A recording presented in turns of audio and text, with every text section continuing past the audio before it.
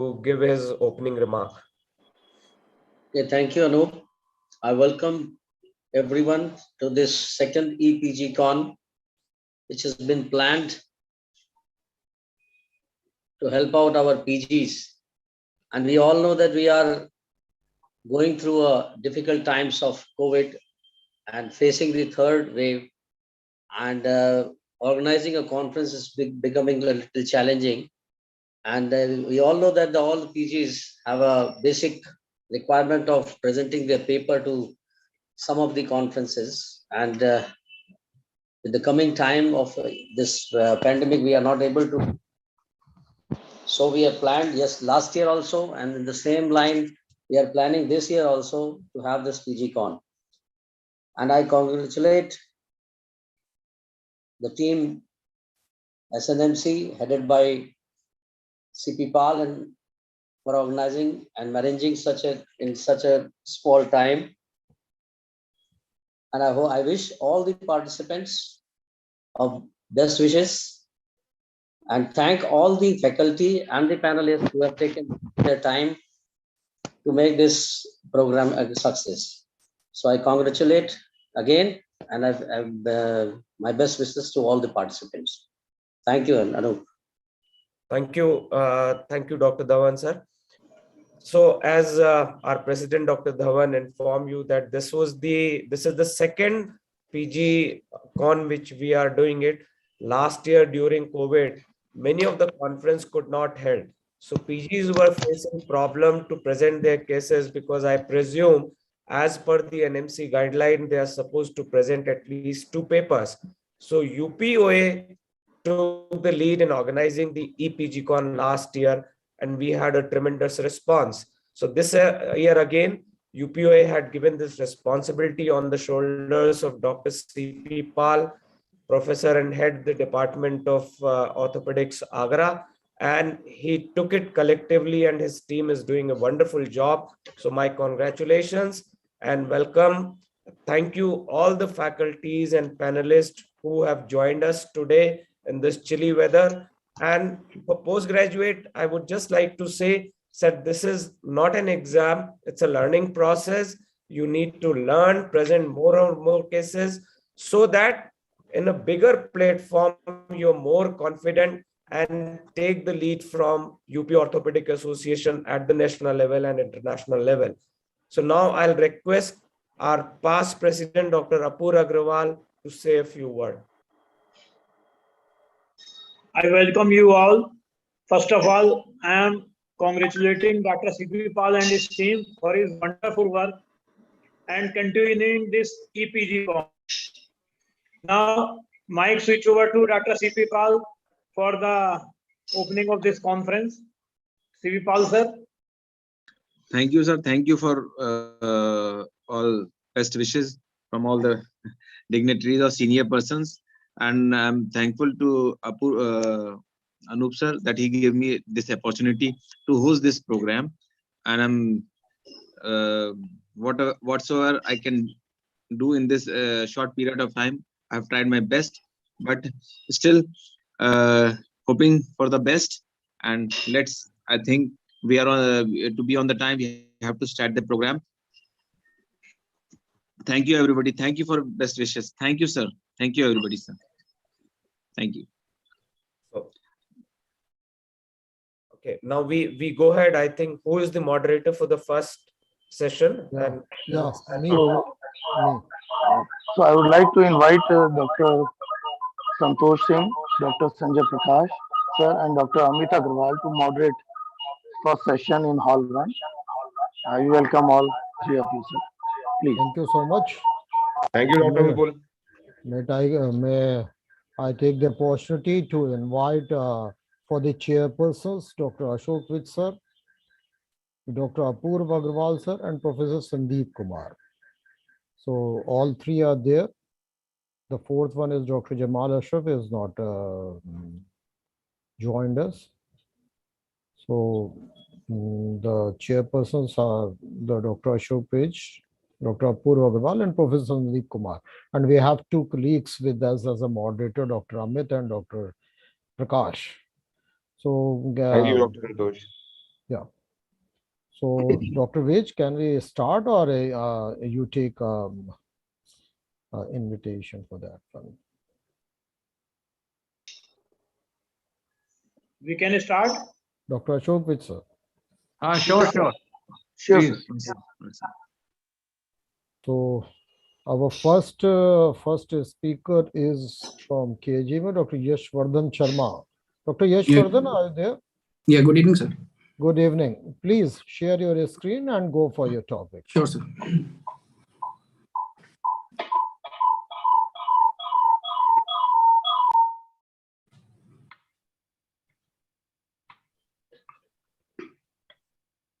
So is my slide visible? Yeah. Yes. Okay, good evening, respected seniors. I'm Yashwardhan Sharma, JR3 Orthopedic Surgery, KGMU, and I'll be presenting my study title, An Analytical Study of Factors Associated with Carrying Angle in the Pediatric Age Group. The study was guided by Dr. Narendra Singh Kushwaha, sir. Starting with the introduction, when the elbow joint is fully extended and supinated, the forearm is not in a straight line with the arm. Instead, it is laterally deflected, and an angle is formed between the long axis of the arm and the long axis of forearm. We call this angle as the carrying angle. The carrying angle keeps the swinging upper extremity away from the side of the pelvis during walking and plays an important role in load carrying. An increase in the carrying angle of more than 15 degrees, we term it as cubitus valgus deformity, whereas when it is less than 5 degrees, we call it a cubitus varus deformity. Now, in healthy children, the carrying angle as well as the range of motion at the elbow joint increases with age up to the skeletal maturity. The information regarding the carrying angle and its variation across different populations is important for etiological studies of fractures around the elbow, for the diagnosis of epicondylar diseases, for management of elbow fractures, and to design the elbow replacement implants. Our current study is focused on the correlation between carrying angle and age, handedness, height, weight, body mass index, arm length, forearm length, interepicondylar distance, the transtrochanteric diameter, as well as the Bowman's angle.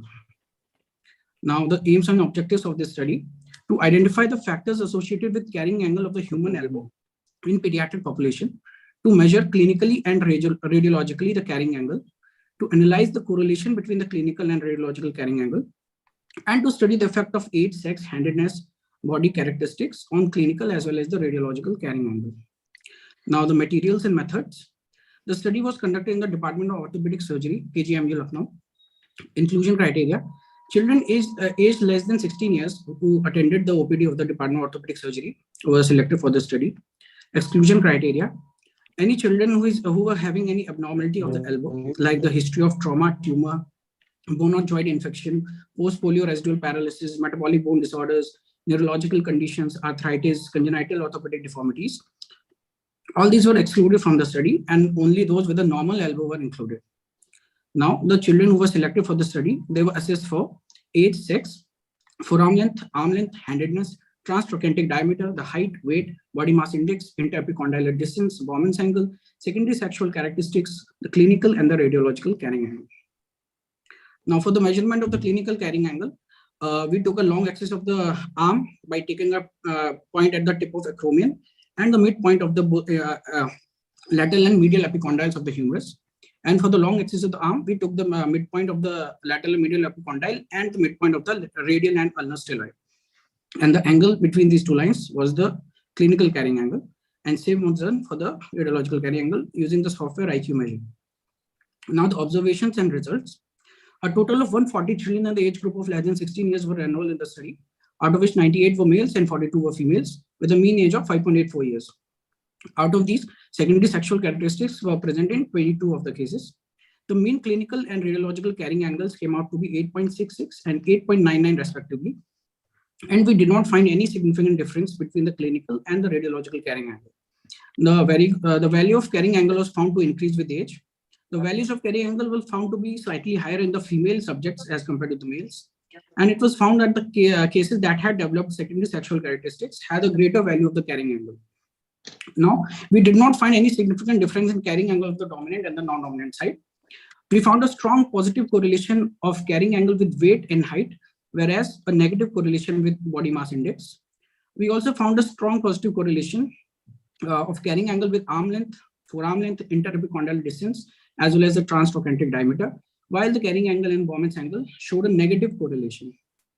Now, to conclude the study, this study is an effort to evaluate the factors affecting carrying angle in pediatric age group, and these measurements might be useful in the management of elbow disorders and its reconstruction following trauma. Based on our observations, we conclude that carrying angle shows a gradual increase from birth up to the age of 16 years. Carrying angle is greater in females as compared to males, which may be due to increased joint laxity or hormonal influences in females. There is no significant difference between carrying angles of dominant and the non-dominant limb. There is no significant difference between clinical and radiological carrying angle. In the recent search of literature, we could not find any study that studied the significance between clinical and radiological carrying angle. Carrying angle also showed a positive correlation with height and weight. Carrying angle shows a negative correlation with BMI, which is also a novel finding of the study. Carrying angle has a positive correlation with arm length, forearm length, interepicondyle distance, and the transtrochanteric diameter. And carrying angle can be regarded as secondary sexual characteristic, and carrying angle shows a negative correlation with Bowman's angle. Also, arm length, forearm length, interepicondyle distance, and the transtrochanteric diameter, they all show an increasing trend from 0 to 16 years of age, whereas no such increasing or decreasing trend was seen with the Bowman's angle. Thank you, everyone. Thank you. Thank you, Dr. Yashwardhan. Dr. Santosh, can we ask right now or afterwards? Sir, I think it is better. Right now. We can right now, sir. We can ask right now. Right now. Okay, my question to you, Dr. Yashwardhan, is Yes, sir. one question and one suggestion. Yes, One sir. suggestion is that please do not overcrowd your slides. Right? Instead of how many slides have you put in? So 15 slides. 15. You could Yes, have sir. done it in 20. Yes, Divide sir. the text into separate slides. That Okay, becomes sir. more Yes, sir. vivid and more palatable, right? I'll keep that in mind, sir. Now, my question is that out of all your correlations, Yes, sir. you have not compared the angle with the width of the pelvis. Yes, sir. So We I took think the that transtrochanteric diameter, sir. transtrochanteric, transtrochanteric Yes. you have done. Yes, sir. Okay, okay. We found a positive correlation, sir. A positive correlation. Yes, Of sir. course. So that is one very important thing. And that is the reason of differentiation between male and female pelvis and Yes, the sir. male and female carrying angle. Yes, Okay. sir. Right, right. I think I missed that. Sorry. Yashwardhan, just- it was can a I very ask- important. Yeah, Dr. Sandeep Kumar. Yeah, please, Dr. Santosh, sir, please No, carry no, on. I am just advising him, as Dr. Ashok Vijay said, already said that the should not be very jumbled, it should be very clear. So this is a Yes. very important point for all the PGs, not for the Yashwardhan too. Yes, sir. Yes, Okay. Professor Sandeep. Yeah, I think I also agree with both the chairperson, sirs. The only thing which I would like to add, Yashwardhan, here is that if you have compared it with some trauma, means is there any increase in the trauma? If there is an increase in the valgus angle, that would have been a better study. Yes, sir. You have done okay, fine. It's a good study that you have analytically analyzed that what is the carrying angle. So Yes, one sir. thing you should have correlated with some condition. So that Yes, sir. makes your study more relevant. Yes, sir. I hope you understand what I'm saying. Yes, sir. Yes, sir. Okay. And what did you find in the height correlation? So a positive correlation, sir. Positive means more the height, the more the carrying angle. Yes, up to the age of 16 years, sir. I think what I have been knowing that if the height is more, the carrying angle is less, and the lesser the height, the more the carrying angle. So That in is the what I adult think the population- literature says. Yes, So we need to see this and check it once again. yes, sir. So If in the the adult height is more, population, the carrying angle is less. If the height is less, the carrying angle is more. That yes, is sir. what. Sir, I we- also looked in a few previous papers, sir, that the most of the studies have been done in the adult population, sir. So in that adult population, the more the height, the less the carrying angle, sir. But in pediatrics, sir, it is showing a positive correlation, sir. So in pediatrics and all of the patients, you found that more the height, the less, the more is the carrying angle. Yes, sir. Okay. Thank you. Thanks, sir. Can I ask one question? Sir. Dr. Santosh. Yeah, why not? Yes. Yeah. you told there is a direct relation, the indirect relation between the Bowman's angle and the carrying angle. Yes, sir. How you explain that? So the Bowman's angle is calculated in the long axis of the humerus and the lateral physial lines. Mm-hmm. So increase in the carrying angle, sir, so that we found a negative correlation. Explain it. You are right. You are reaching the point, but how you can explain to other PGs also? You're right in telling that it is indirectly related or it is inverse like. So Yes, why sir. it is so? And one more question. Yes, sir. What is the exact influence of the position of shoulder, or you can say the humeral head orientation with the carrying angle? What is the importance Yes, sir. of the position of humeral head? You're getting my point? Yes, sir. What is the exact importance of humeral head position with the carrying angle? Sorry, Like sir. if suppose if there is an anomaly in the humeral head, if it is more internal rotated or external rotated, is it going to influence carrying angle? So the long axis would remain the same, sir. No, but it how is the- going to change. how you measure? So because we are taking 2 points in the mid shaft of the humerus, so Okay, so you have to study. Okay, there is a relation between. okay, sure, sir. I think, Yashwardhan, the answer is that there Amrit are is 3-4 trying to ways help to you. measure the carrying angle. Yes. It's not the one way. So Hmm. there Yes, is sir. bony, there is a bony, there is a clinical, and there is a radiological. Yes, sir. So in what there will be a difference? Whether it is going to be the same for all, whether there will be some difference in some type of measurement if you will do. Yes. Anyways, So you I'll can have read to it study. about it. Yes, you can read it about and there is a relation. Yes. Yes, sir. Definitely. Sorry, sir, I'll have to study about it. Dr. Santosh, I'll just add one comment on this. Yeah. Ashwardhan, as Dr. Sandeep told you, that there is an inverse relation between height and carrying angle. Now, Yes, it sir. is not possible that it is going to be same. It is directly proportional in children, and suddenly once a person become adult, it becomes inverse. So I think you need to study well whatever you are presenting. And the clue is that whenever you are putting any presentation, look at every sentence which you are speaking and try to get one question out of it, that what can be the question, and answer it to yourself that this is the question, and correlate that answer with the studies which had been done on the subject previously. So I'll end this thing here because the time Yes, is less, and I'll request every chairperson and panelist to please keep a strict tab on the time, because otherwise we'll keep on doing this. Thank you. Thank you, sir. Thanks, Dr. Anoop. I request the chairpersons now to invite the second Volunteering. so that Presenter so that Yes. I think Just the to- second one is Dr. Santosh Kumar Sharma.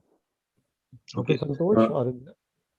Santosh sir, I just want to add one comment. Yeah. We have 2 minutes for discussion. Okay. So to be a session on time, we should Yes. not exceed 2 minutes for discussion, sir. Yes, sir. Okay, thank you. Santosh Sharma, please share your screen. good evening, sir.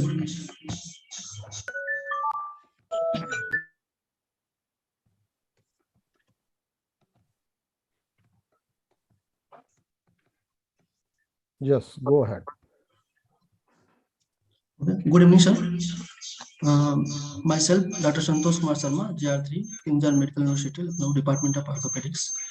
My topic of presentation is comparison of EQ50 5L score and Oxford hip score in patients undergoing total hip arthroplasty under the guidance of Professor Santosh Kumar, sir.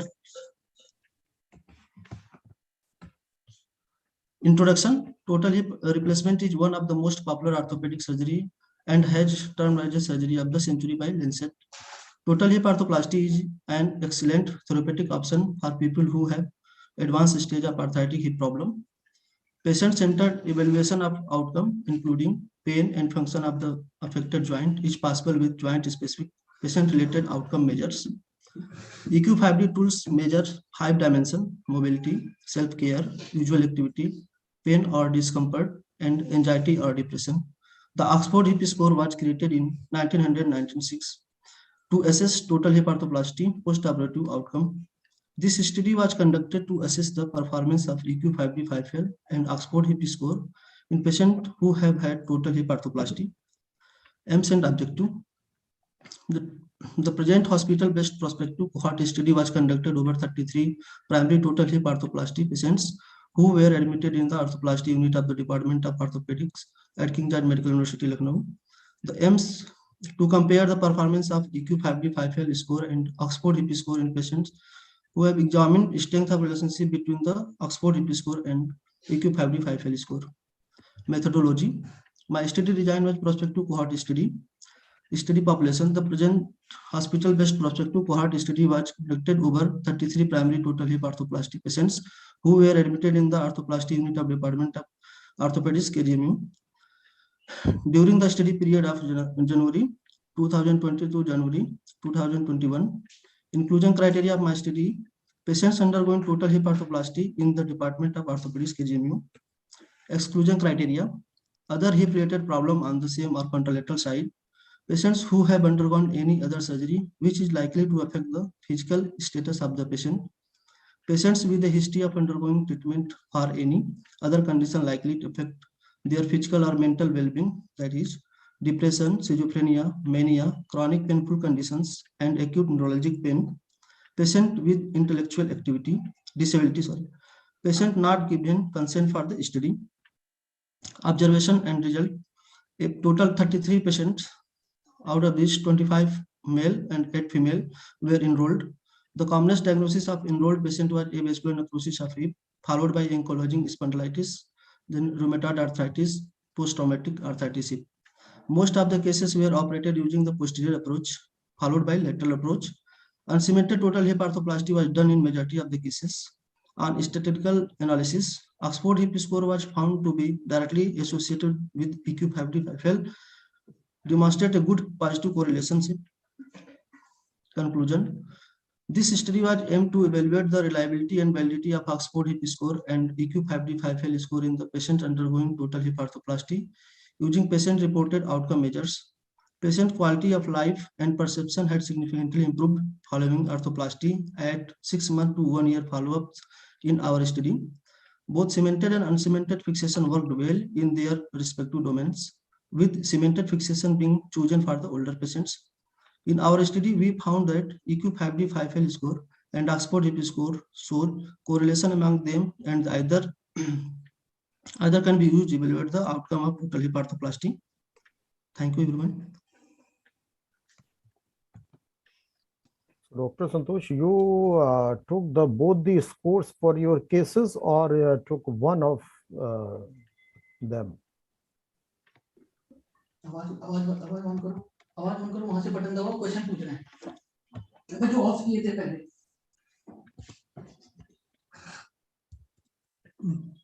Dr. Santosh, may you exit from screen?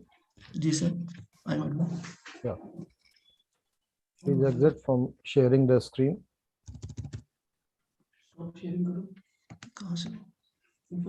From top corner. Yes, thank you. I want to know one question. With either you take both the scores for your assessment of the cases, or you take one of them? Sir, both assessment. So what you find with the both scores? Sir, positive correlation. Sir. No. These are for the assessment of cases, no? Whether it is mild, moderate, or severe. Both the scores for that one. So what you find, is there any difference in both the scores, or both are the same, or one is better than the other? Sir, both are same. Because both are patient-related outcome measures, sir. Post-operatively, both are same. Dr. Santosh, try to understand what Dr. Santosh is saying. Yes. You should have put up the slide showing what domains you are testing. You should have put an Oxford hip slide, and then you should have put 5D and 5L slide, and you have told what parameters you have seen and in which parameters, what did you find? You just told your aims, objectives, and conclusion. So that is not the way of presenting. Okay, did you get? So you need to put the data into that and then tell us. Okay. Both the measures, they are having different questions. Both are having different parameters. You have to analyze according to the parameters, and then you have to compare like FDF 5D and 5L and a hip score. Yes, sir. Oxford. So this way you can tell if you are analyzing the patients according to these scores, like which score is giving you which information and which score is much more informative as compared to other score. Sir, Oxford hip score is more informative than AQ5. No. Dr. Santosh Sharma, please try to understand. There are 12 parameters in the Oxford hip score. And in the EQ 5D 5L, there are 5 dimensions and 5 level parameters. So Oxford hip score is approximately 60. So in the 12 parameters, what do you find the difference between the two scores? Is there 12 parameters are similar to the 5D or 5L or something else? This should be well told by you. Okay. You have to prepare it more better. I think he has taken the point well. Should we call the third speaker now as we are running? Yes, please, the third speaker. Dr. Amrit, take the seat. Yes. Yes, I invite the next speaker. Please come and share his experience. Dr. Sharad Verma. Ji, sir. Sharad. Ji, sir. Good afternoon, sir.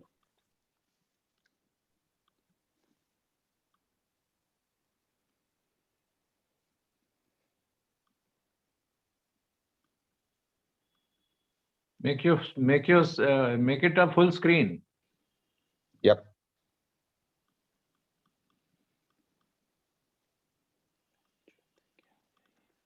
No, go to the slideshow and then you can do it. Yes, it's fine now. It's fine. Good afternoon, sir.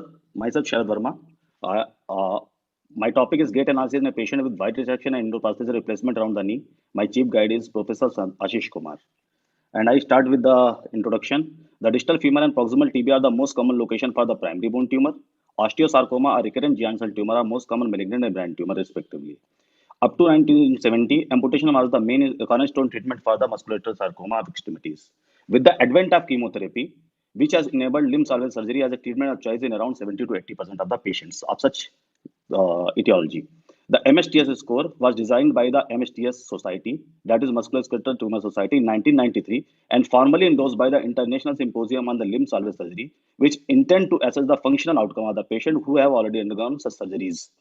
MSTS scores are calculated on the score of 0 to 5 in each of the 6 parameters, which are pain, function, emotional acceptance, support, walking ability, and gait, leading to the maximum score of 30 and minimum score is 0. There is currently no validated standard methodology for evaluating objective functional result. Though some studies have documented gait analysis in a patient following musculoskeletal tumor resection and lower extremity reconstruction as a standard method. And my objective is to determine whether gait pattern can be taken as an objective functional outcome evaluation for the patient in such criteria. And this objective pattern will be compared with the subjective functional result, that is MSTS score, which will be compared to the data objective data required from the gait analysis in this study. Though Toronto scoring system is another excellent method, but I have taken MSTS score in the consideration. And I come to the methodology. My design is retrospective study, and I have included all the patient who has osteosarcoma, a recurrent giant cell tumor with Campanaki gate 3 around the knee, and who were widely resected and endoprosthesis reconstruction weren't taken in place.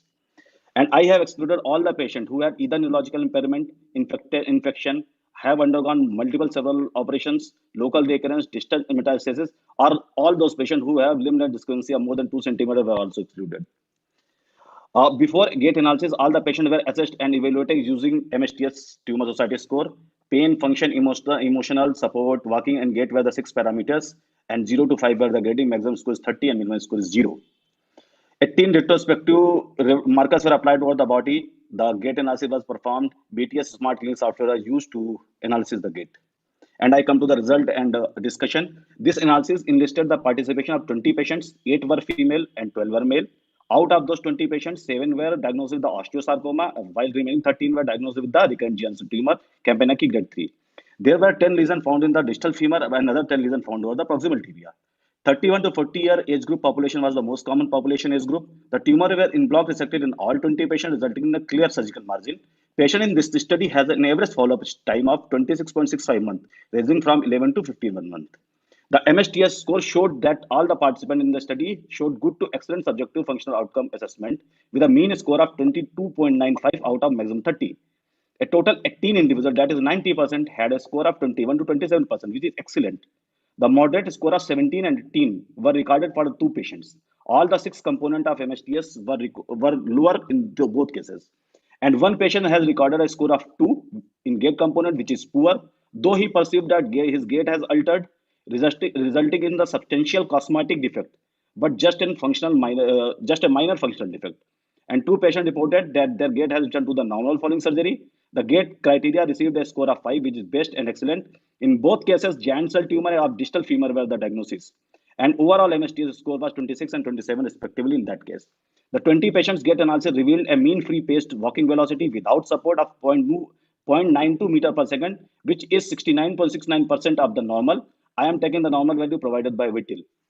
The data analysis also revealed that following the surgery of this group of the patients, stride length, walking velocity, stance phase, all 3 were reduced. When compared to the usual value provided by the Vipul, the affected limbs, stride length and walking velocity were considerably reduced, but stance phase were not. When the patient wagged, however, there is no significant difference in stride length and walking velocity between affected and unaffected limb. It means that compensation has been provided by the unaffected limb. Only 2 patients, that is 10%, exhibited a normal walking pattern of the knee during a gait cycle on goniometric evaluation. 80% patients walked with the stiff knee gait. 2 patients walked with the flex knee gait, and all the participants in the study exhibited a normal passive knee flexion and extension. The average active range of motion was 2.41 to 105 degree, whereas passive range of motion was 0 to 105 degree, which is full. It was observed that overall MSTS score has a significant positive association with stride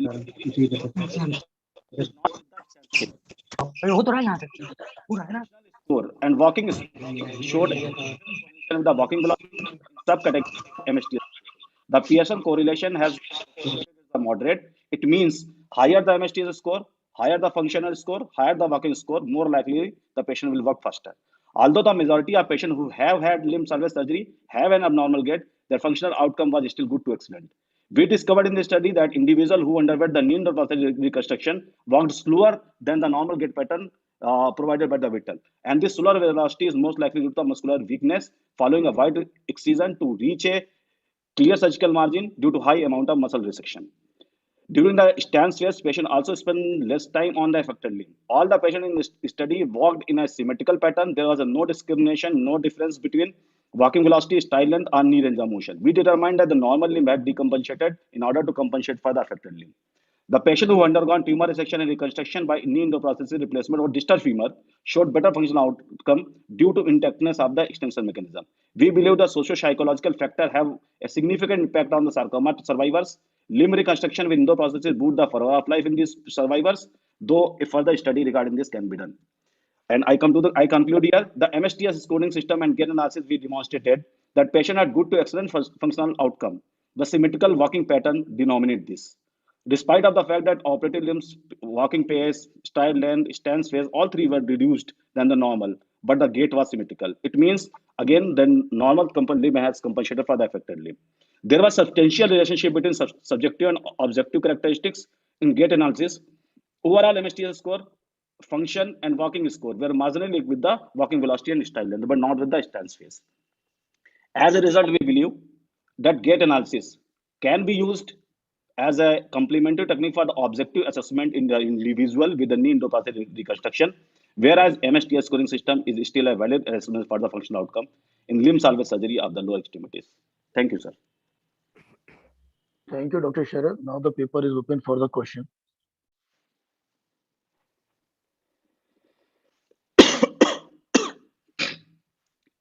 Dr. Sharad, one suggestion from me again, as Dr. Vij has already told, your slide was very much crowded. Okay, sir. You're going very fast. Okay, the matter was more. I think you could have streamlined your slides. The slide should be like, it should be very comfortable for the eyes. Okay, you have written so much in the slides that it was very difficult to go through when you were reading. So it's a really very good suggestion that please write minimum and to the point in your slide, and don't write as a paragraph. See, you're not reading a book, you're reading a you can say a slide. So that slide should have a minimum amount of words and maximum amount of information. That is very much required. So please take it into consideration. So you told about Dr. Amit for your suggestion and points yes. well taken. So now I would like to ask Very Vijay nice to suggestion. please call the another next speaker, Dr. Prakhar, and present his talk. Good evening, sir. Yes.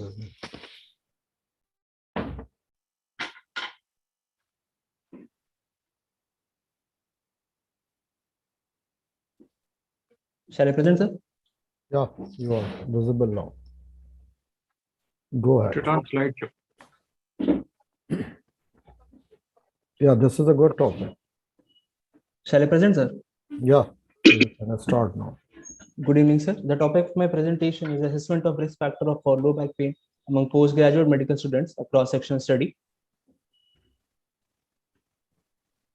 According to the Global Burden of Disease Study 2010, low back pain was the 6th highest disease burden and found to cause more disability globally than any other condition.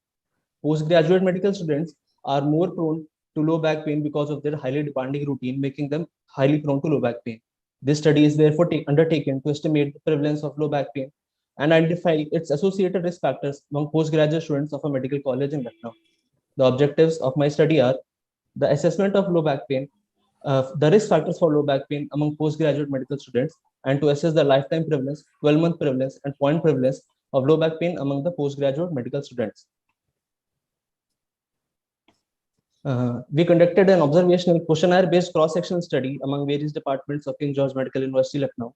Junior residents who are working presently in various departments were the participants of the study, and study was conducted from February 2021 to November 2021, and the study was approved by the Institutional Ethical Committee of King George Medical University.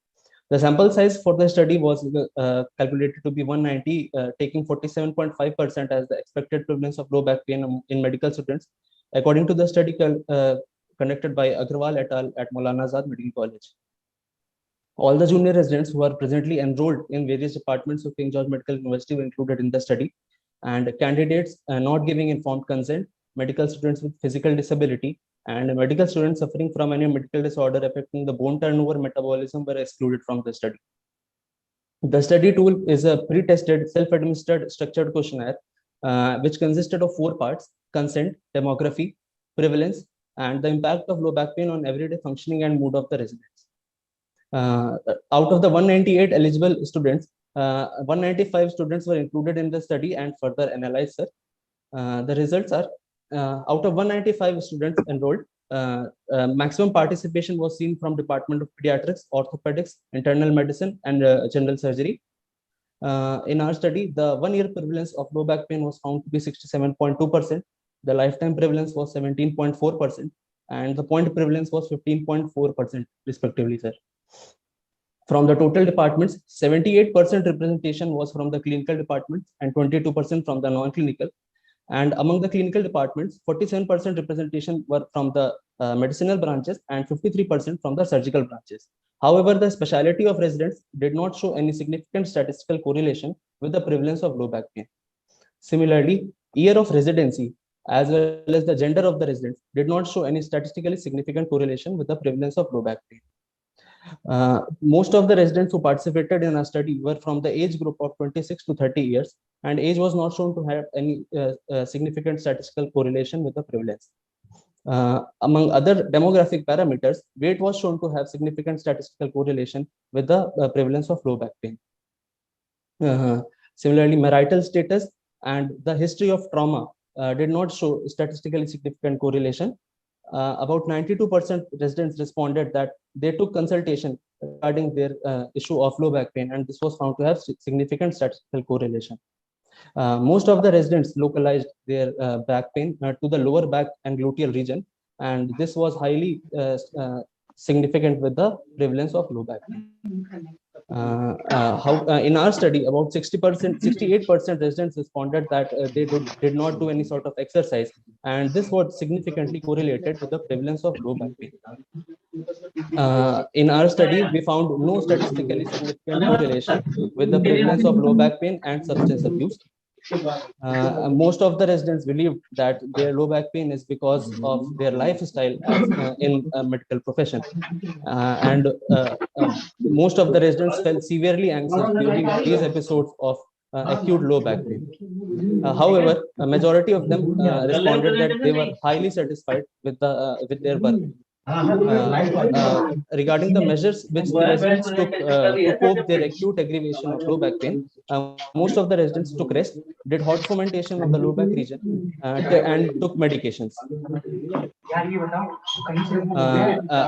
The self-perceived triggers for the low back pain, the residents responded that long hours of sitting and working, improper body posture, and fatigue and bad mattress were the major triggers for their low back pain.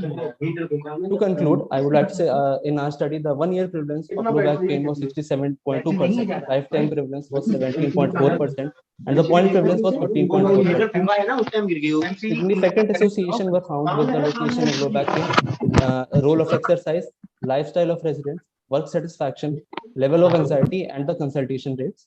Important risk factors for low back pain among postgraduate residents were long hours of sitting and working. Important risk factors for low back pain among postgraduate residents were long hours of sitting and working, improper body posture, fatigue, and bad mattress. The strength of my study are probably this is the first study to estimate the prevalence of low back pain and to identify its associated risk factor among postgraduate students in India. A pre-tested, self-administered, and structured questionnaire was used for data collection, and all the years of postgraduate students were enrolled, so it reflects the true nature of the problem. Some weaknesses of my study are that it is a single-center study, cross-sectional in nature, and includes recall bias and subject bias. These are my references. Thank you, sir. Well, Dr. Prakhar. Yes, sir. Well, I congratulate you for this study. Thank you, sir. Very important in this situation, especially in the younger generations. And I have I was a chairperson in IOCON where the such type of paper is presented by someone from Odisha also. So they have done the same study, and it is very near to yours. Result were very near. So I think what should be the suggestion from your side to prevent this? Sir, to decrease the prevalence, sir, there are basically some are modifiable factors like in our the triggers for the low back pain which can be modified are doing exercise. In our study, the role of exercise was significantly correlated because most of the residents during their work hours and during their routine work, they do not get enough time for exercise. And some other modifiable factors like the works which require prolonged standing or forward bending, they are more associated with the prevalence of low back pain. For example, in orthopedics, the plaster and traction and the dressing part, it includes it has higher prevalence of low back pain, especially in other departments like anesthesia, the central line placement, the spinal anesthesia placement. In pediatrics, the procedures like the sampling of the neonates, and so those procedures which are associated with prolonged forward bending are more prone, making more prone the residents to low back pain, sir. So these modifiable risk factors can be One question, Dr. Prakhar. Ji, sir. You told that the residents you have taken from medicine department and surgery department, they yes, were sir. having a similar incidence of low backache. How can you explain this? Sir, because there are several activities which make prone to low back pain in both the departments, sir. For surgical, we asked in our questionnaire, sir, we had an open-ended question regarding this. So in surgical fields, most of the residents, they included the trigger factor for the low back pain were the long hours of surgery, the dressing part, and in orthopedics like the plasters, the plaster room duties. However, in the medicinal branches like pediatrics, anesthesia, and internal medicine, sir, the students responded that the sampling of the ward and central line placement, the anesthetist responded that the epidural and spinal anesthesia placement, which required prolonged forward bending. So both the departments have their individual set of. But still, I think the surgical branches, they are more prone for developing low backache as compared to the medicinal branches. Yes, sir, they are more prone, but the correlation is statistically not significant, sir. Okay, the prevalence is higher, sir. The prevalence is higher is in surgical fields, but the difference is not statistically correlated. Okay. Dr. Ashok, mute yourself. Unmute yourself, Dr. Yeah. Ashok. Dr. Prakhar, first of all, evening, congratulations for a very good presentation. Yeah, I think it was very visual, very vivid, lots of graphs and lots of. The best part was that you were not reading the paragraphs; you were speaking about your presentation, the graphics. So that was a very good presentation, very good study. Thank you. I think one thing which does matter is the height of the table where you are working. So if you are working on a fixed height table and if you are working on a hydraulic table, which you can adjust, yes, sir, that makes a lot of difference on the stress that you put on your back. Yes, sir. So that factor should also, I think, be incorporated. Then the correlation of low back incidence with the height of the resident. Yes, sir. A tall person or a short person, that factors should also be correlated. Yes, sir. In our study, sir, the prevalence is a bit higher in the taller people, but the difference is not statistically correlated. Not statistically. Significantly, yes, sir. Okay. Statistically. It was a good presentation. Thank you, sir. Yeah, nice one. So now we can invite the next one, Dr. Balvinder Singh. Yes.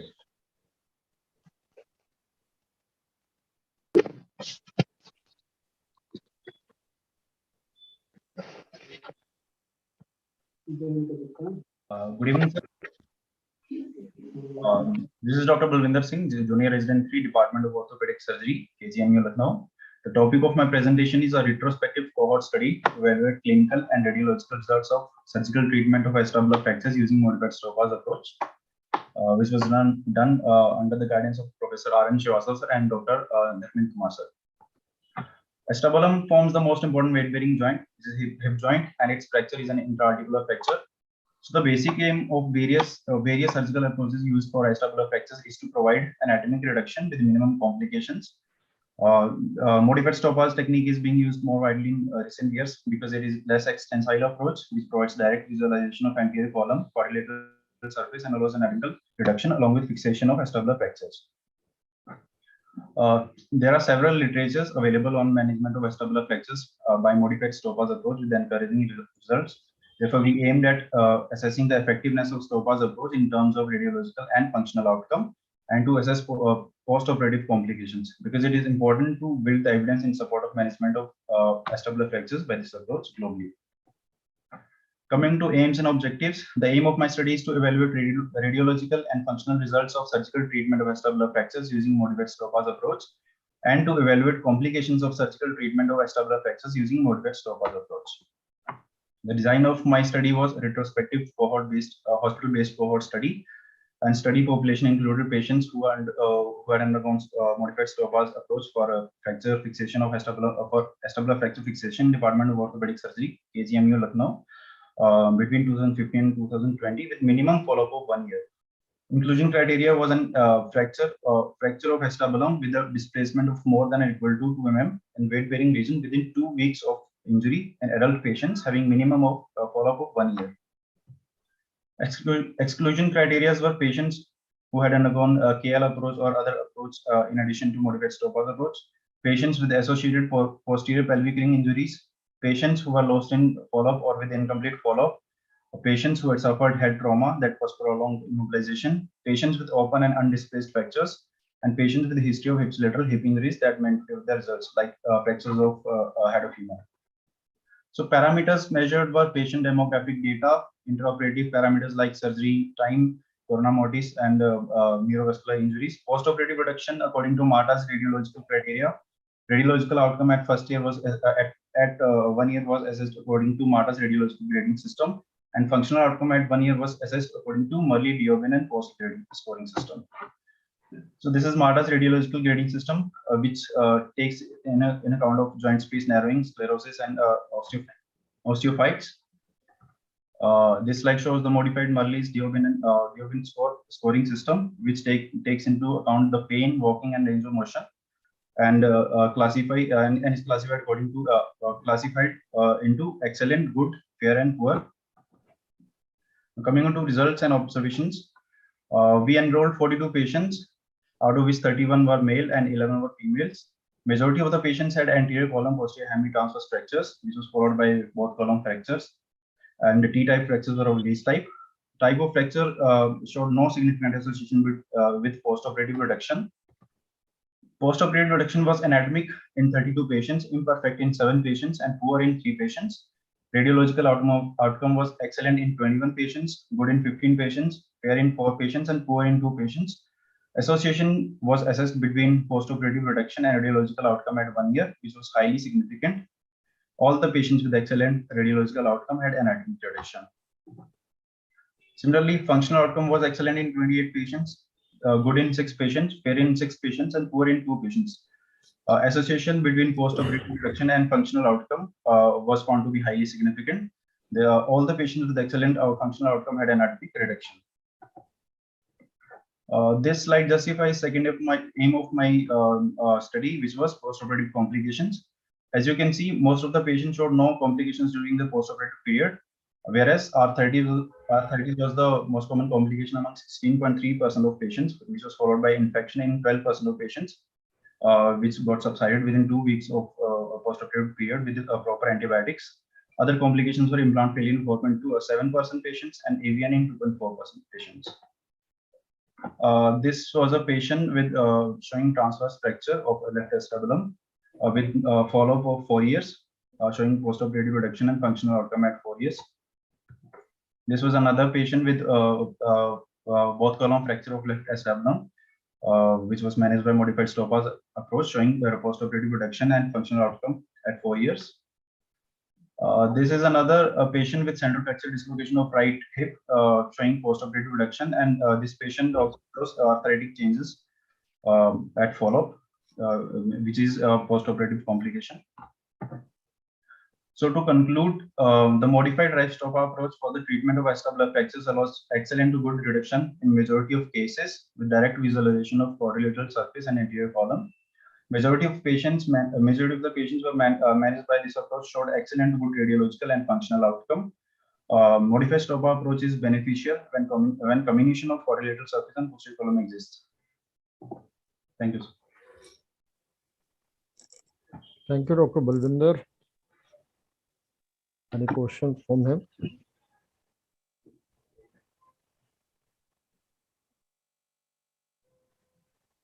I think very good talk by Dr. Balwinder.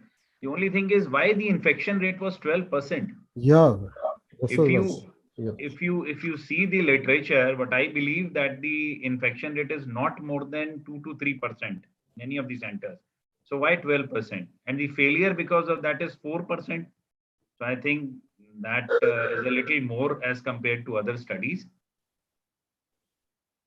And did you find any problem in placing back the quadrilateral plate or using some spring plate or some other plate, or just you could manage with the recon plate? No, sir. Recon plate was used in all the patients. 42 patients were enrolled. In all the patients, recon plate was used, and it was well manageable because modified Stoppa approach provides better visualization of quadrilateral surface. Professor Sandeep has pointed out a very good point. The infection rate is quite high, Dr. Balwinder. I'm agree with Professor Sandeep. It is nearly 16%, 12 plus 4. So, and I don't think he has divided this between superficial infection and the deep infections. maybe so, maybe. But still, the infection rate is higher. Still, it is very high. It is higher. Because the beauty of Stopa's approach that it is a very minimal invasive surgery. Yes. So you just make small windows, you take care of the corona mortis, and then you just slide the plate and do the things. So the morbidity should be less, the infection should be less as compared to the surgeries which we used to do earlier with so massive dual incisions and everything. You have to take care of Dr. Balwinder. Yes. One point, Dr. Balwinder, you in your earliest slide you have mentioned in many literatures. Now this is a wrong grammar. Yes. You should say many articles in literature. Okay, sir. Thank you. Just correct that. Thank you, sir. Thank you, Dr. Balwinder. Thank you, sir. We can invite the next one, Dr. Shitanshu Kumar Singh. Dr. Shitanshu, please share your screen. Am I audible to everyone? Yeah, Yeah, go ahead. Thank you. you can share your screen now.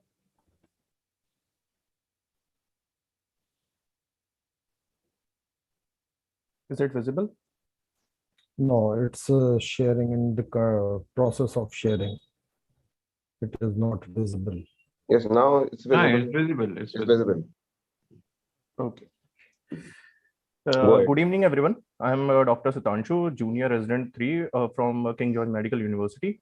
It's an honor to present my research on the topic intraoperative comparison of peroneus longus tendon with hamstring tendon for the use in primary single bundle ACL reconstruction.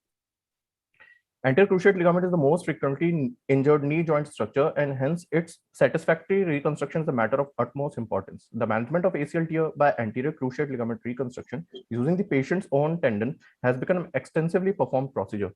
The most commonly utilized autograft comprises the hamstring tendon, bone patellar tendon bone, quadricep tendon, facial arter, Achilles tendon. Bone patellar tendon bone is a graft of choice since it has the property of bone-to-bone healing, which permit the effective fusion of graft with the tunnel. But due to its numerous demerits, such as patellar fracture, fat pad necrosis, patellar tendon rupture, contracture, fixed length graft, and weak tensile strength, its use for usual reconstruction become undesirable, especially where where pain-free kneeling is crucial.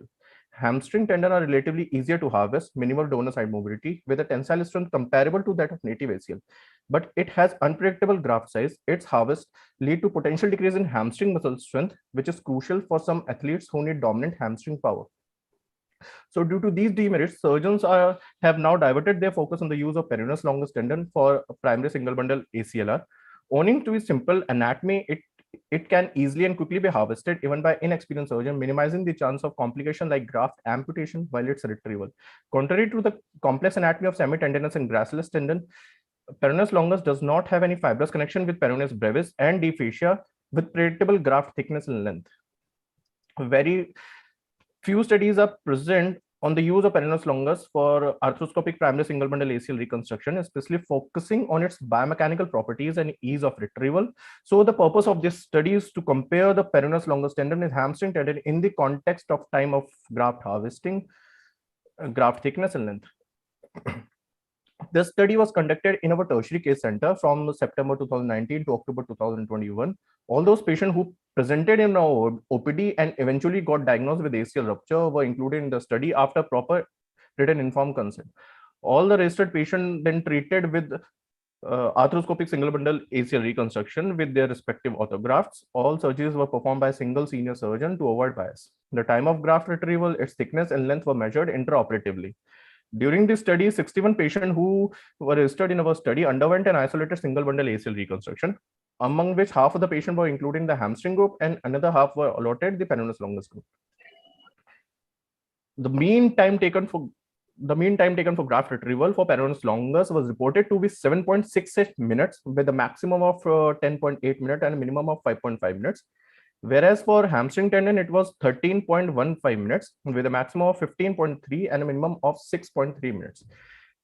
All these values are significantly different. The mean graft thickness among peroneus longus was found to be 8.92 mm, which ranged from 8.1 to 9.4 mm, with most of the graft, nearly 70%, had the diameter of 8.8 to 9.4 mm. Whereas in case of hamstring tendon, it was reported to be 8.2 mm, ranging from 7.8 to 9.2, with most of the graft had a thickness of 7.8 to 8.3. These were also significantly different.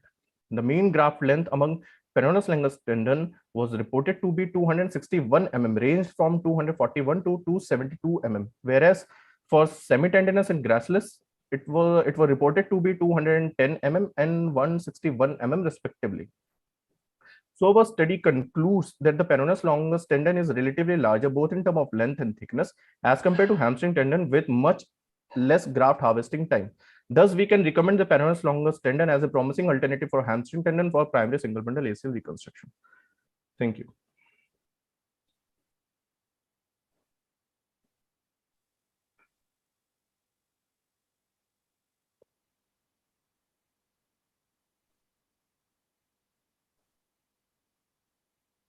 Thank you.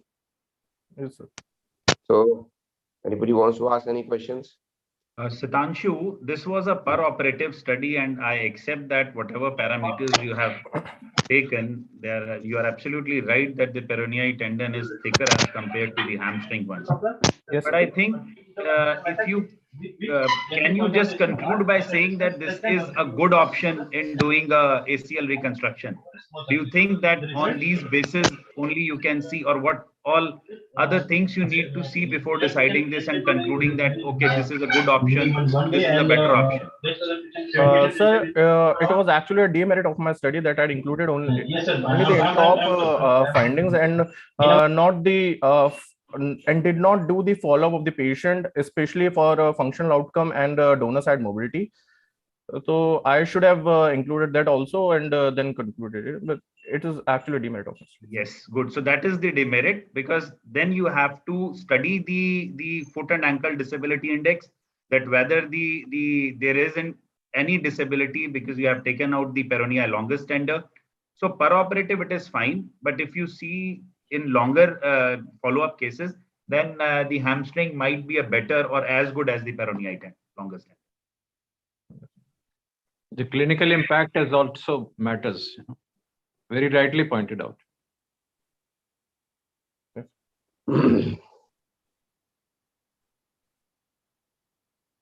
I think we have over with the first lot of the speakers, isn't it? So, yeah, I think Vipul, what is the plan? I think with this we come to the end of the session one, and I would like to thank all the moderators and chairpersons for conducting the session.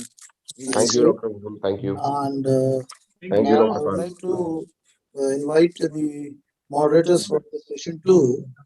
All one, that is Dr. Manoj Sharma sir, Dr. Imran Sazid, and myself.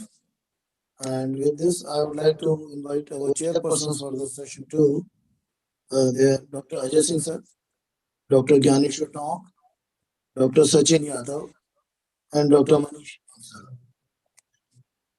Well, thank you, Dr. Pal and Dr. Vipul. Thank you. Thank you very much. Thank you, sir. Thank you, everybody. Thank you. Thank you, Thank you, sir. Dr. Pal, Dr. Vipul. Thank you, sir. Thank you, sir. Thank Thank you, all. Dr. Amit, Sandeep Thank you. bhai. Thank you. Thank you, Santosh boss. Thank बहुत बहुत you. धन्यवाद. Thank you. नहीं वो हमें निकाल देंगे ना. नहीं sir.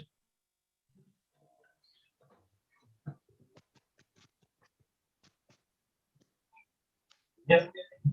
Yes, sir.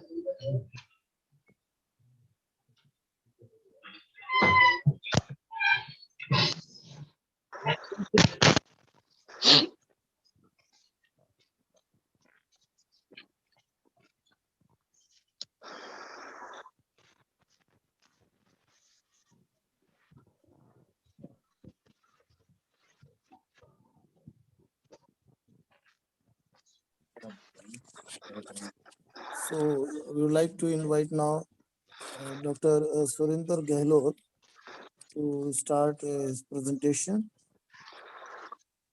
Dr. Surinder Gehlot. Yeah.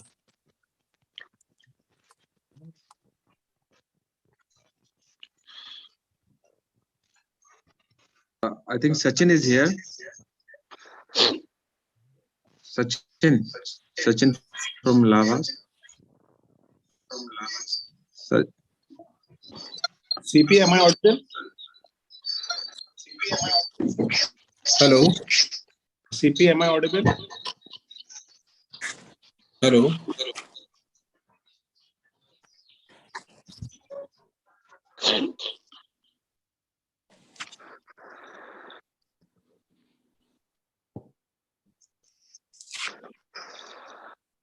Am I audible?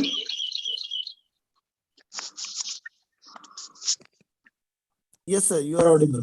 Welcome everybody, all the chairpersons, Dr. Gyaneshwar Boss, Sachin, Dr. Manish Boss, and Manoj Sharma sir. Thank you, sir. And Dr. Imran Sajid. Thank you. Let us start our second session.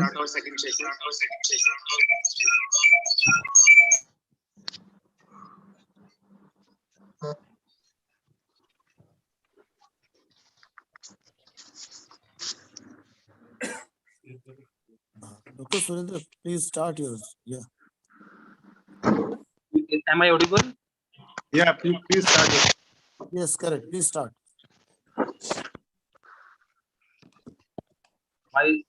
Myself, Dr. Surendra Gehlot, JR3 Department of Orthopaedics, SN Medical College, Agra. My presentation is on outcome of home-based rehabilitation program following arthroscopic anterocruciate ligament reconstruction in non-arthritic patients. Introduction.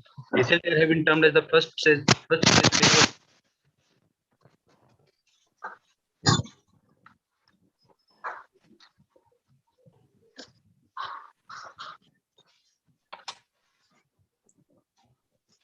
You are not audible, sir. Surendra, you are not audible now. Please start your mic. Can you check your mic?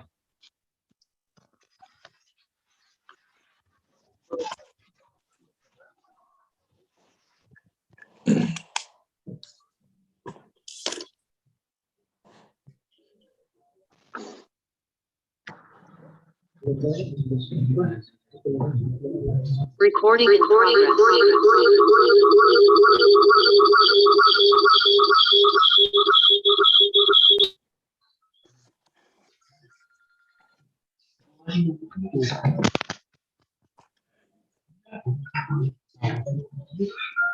Good evening, sir. Yes, Dr. Surendra, please carry on.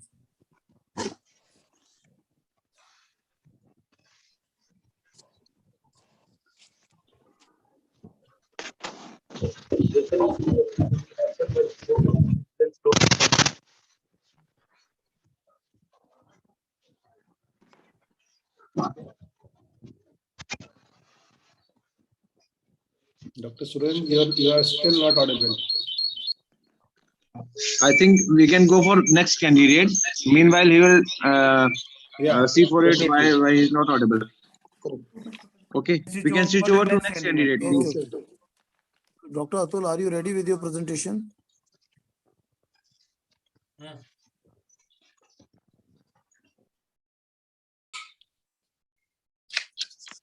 Dr. Atul, can you hear to me?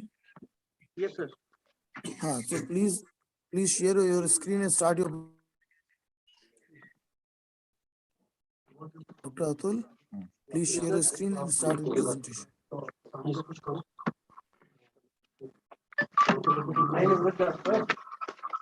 Hello. Am I audible? Yes, Dr. Atul, please continue. Good evening to all respected chairperson. Myself, Dr. Atul Kumar, JR3, Department of Orthopaedics, SN Medical College, Agra. My presentation is on to evaluate Share the your outcome screen.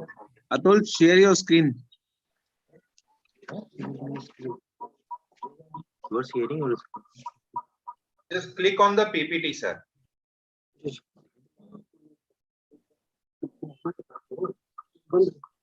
One minute, sir.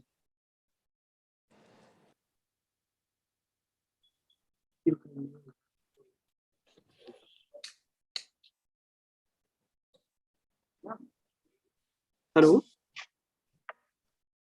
Am I audible? Dr. Atul, you are very well audible. You just share your screen. My presentation is on. Hello. No, your presentation is not visible. Just double click on the PPT, doctor.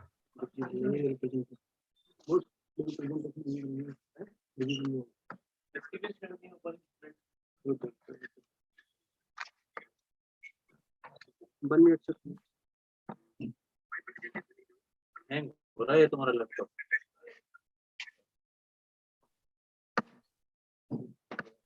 Doctor, just share your screen and then you can click on the PowerPoint presentation.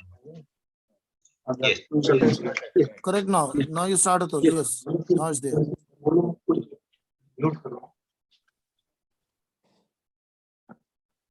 My presentation is to evaluate the outcome of posterolateral plate for extra-articular distal humerus fracture.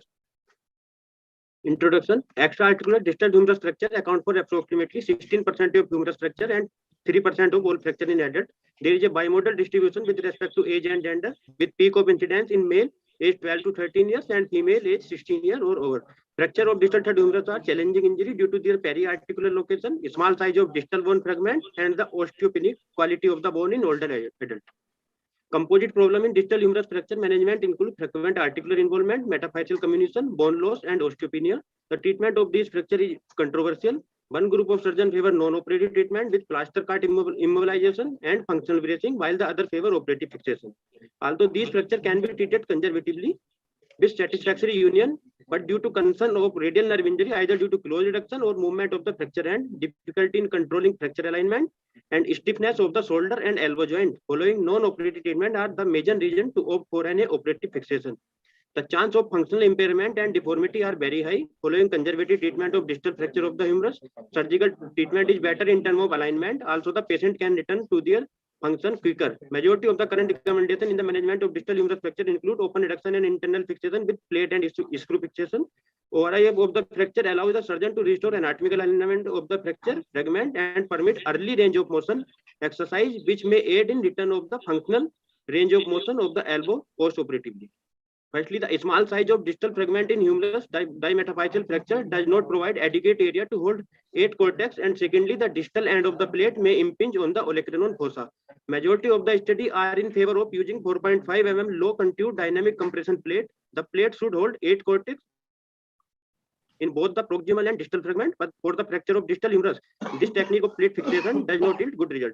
Double plating technique using 2 3.5 mm plate in orthogonal or parallel pattern can be used to deal with problem of the distal fixation, but this method also has its own drawback of non-union, infection, extensive soft tissue destruction, and longer operative time. The extra-articular distal humerus locking compression plate is designed to tackle all the above problems.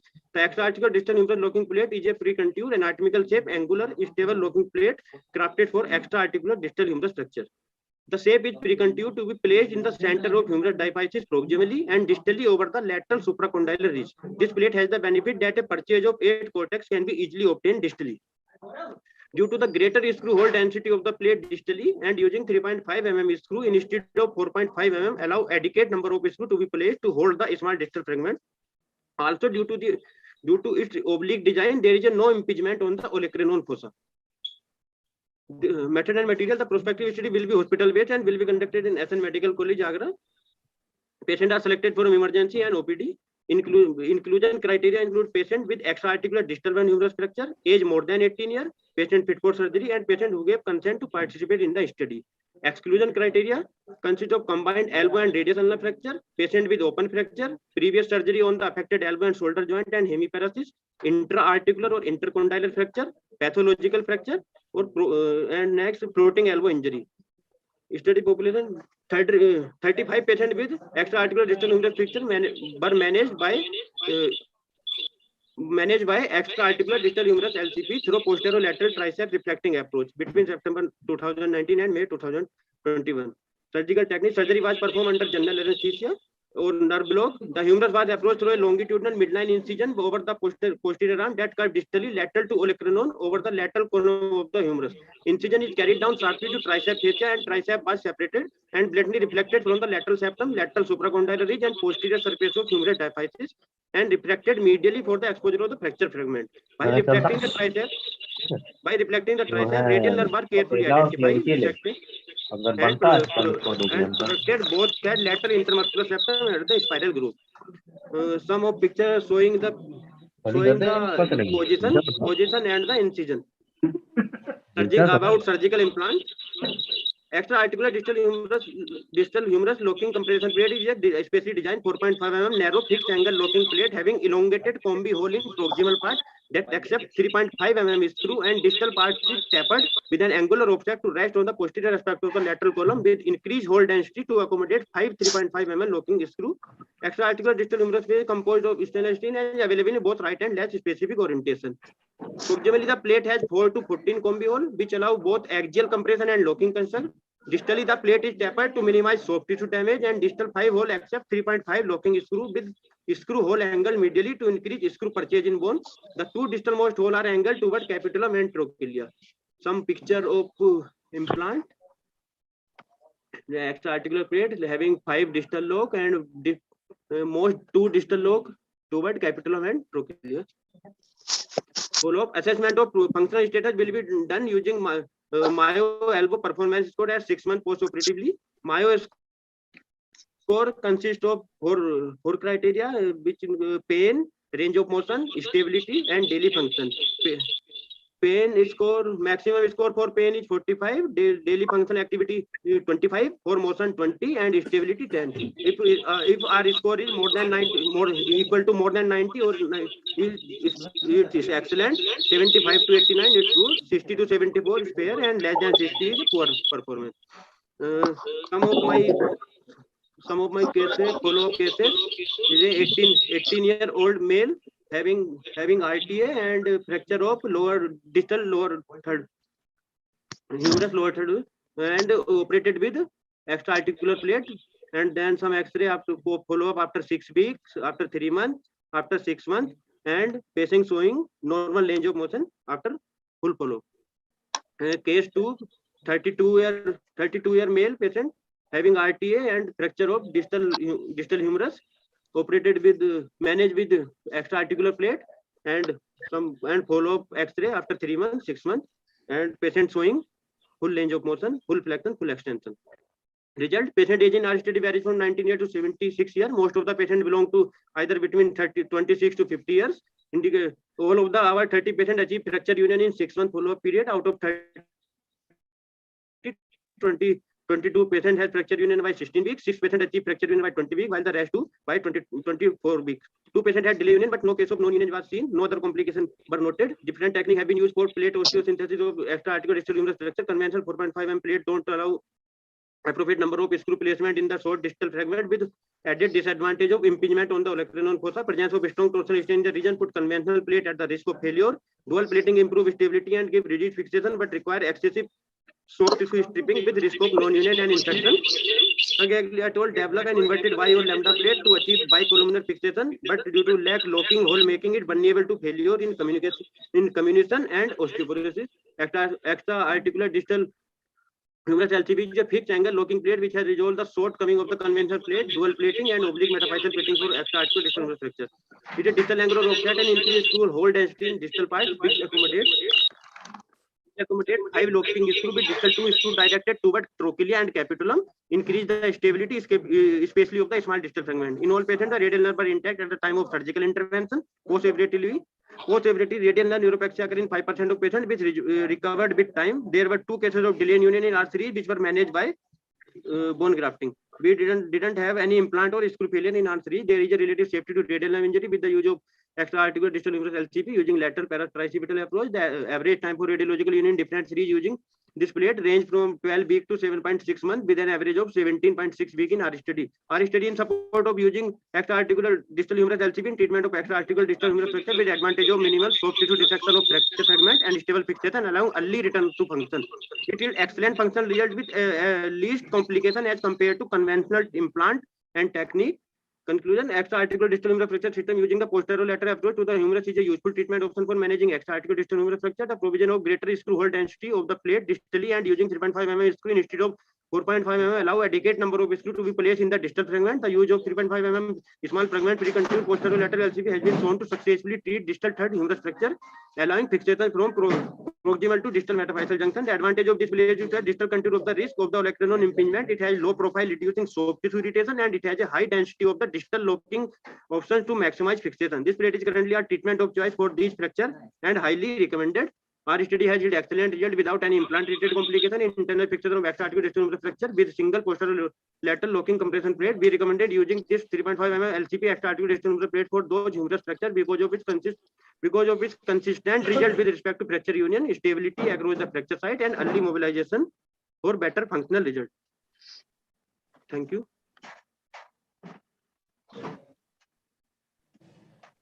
Paper is open for questions now.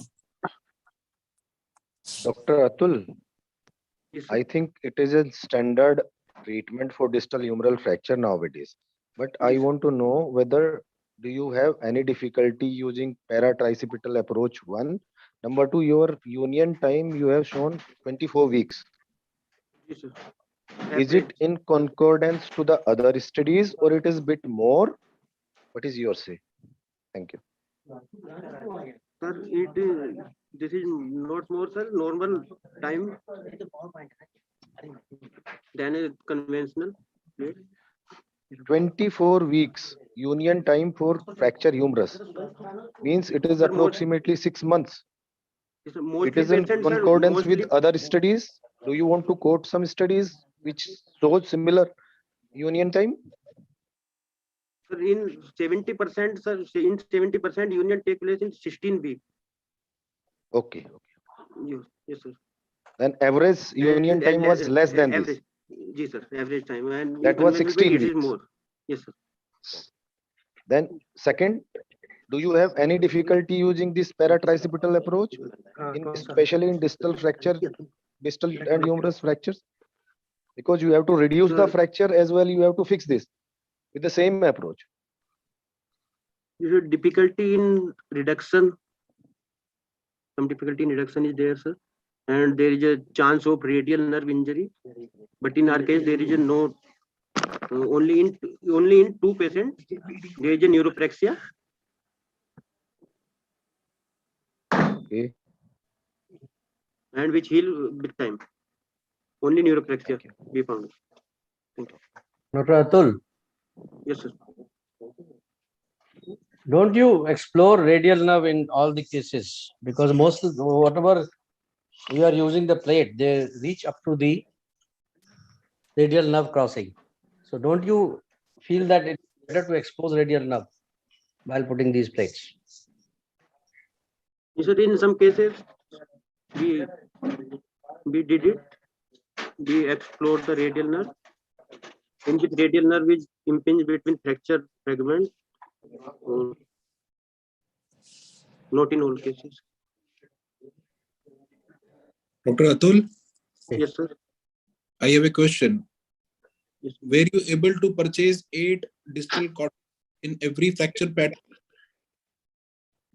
Which are not in every fracture pattern. If fracture is more distally, that there is no 8 cortex, minimum 6. What I want to ask, if the fracture anatomy didn't allow you to purchase 8 distal cortices, did your any case went into implant failure? Sir, actually, we took 30 patients, and in 30 patients, be able to take 8 cortex in every patient. So there is no implant failure in our case. Okay.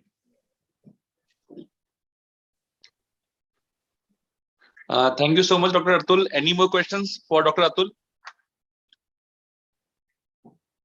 So now we can go for the next speaker. Lakshmi, are you ready with your presentation? Thank you. Your slide. Dr. Lakhvir Singh.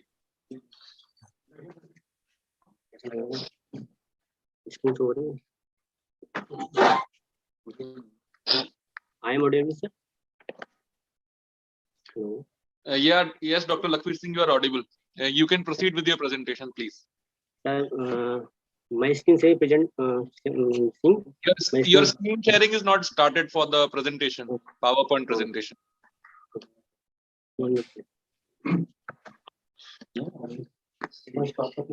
दोबारा बंद करके share screen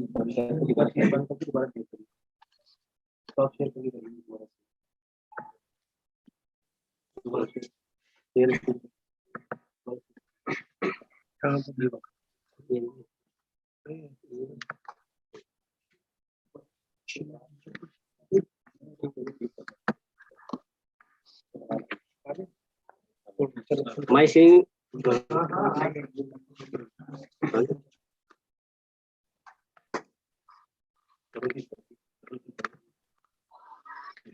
I think you can start. Yes. Good afternoon, all chairperson. Myself, Dr. Lakshmi. My topic is evaluation of version of the Acetabular component following total hip replacement on conventional radiograph and computed tomography. Total hip replacement is a remarkably successful procedure that provides pain relief, functional improvement, and improved quality of life for several 100,000 patients every year worldwide. Knowledge of acetabular component position of THR is important because malposition have been associated with hip instability, resulting in recurrent dislocation, impingement, and exertive wear.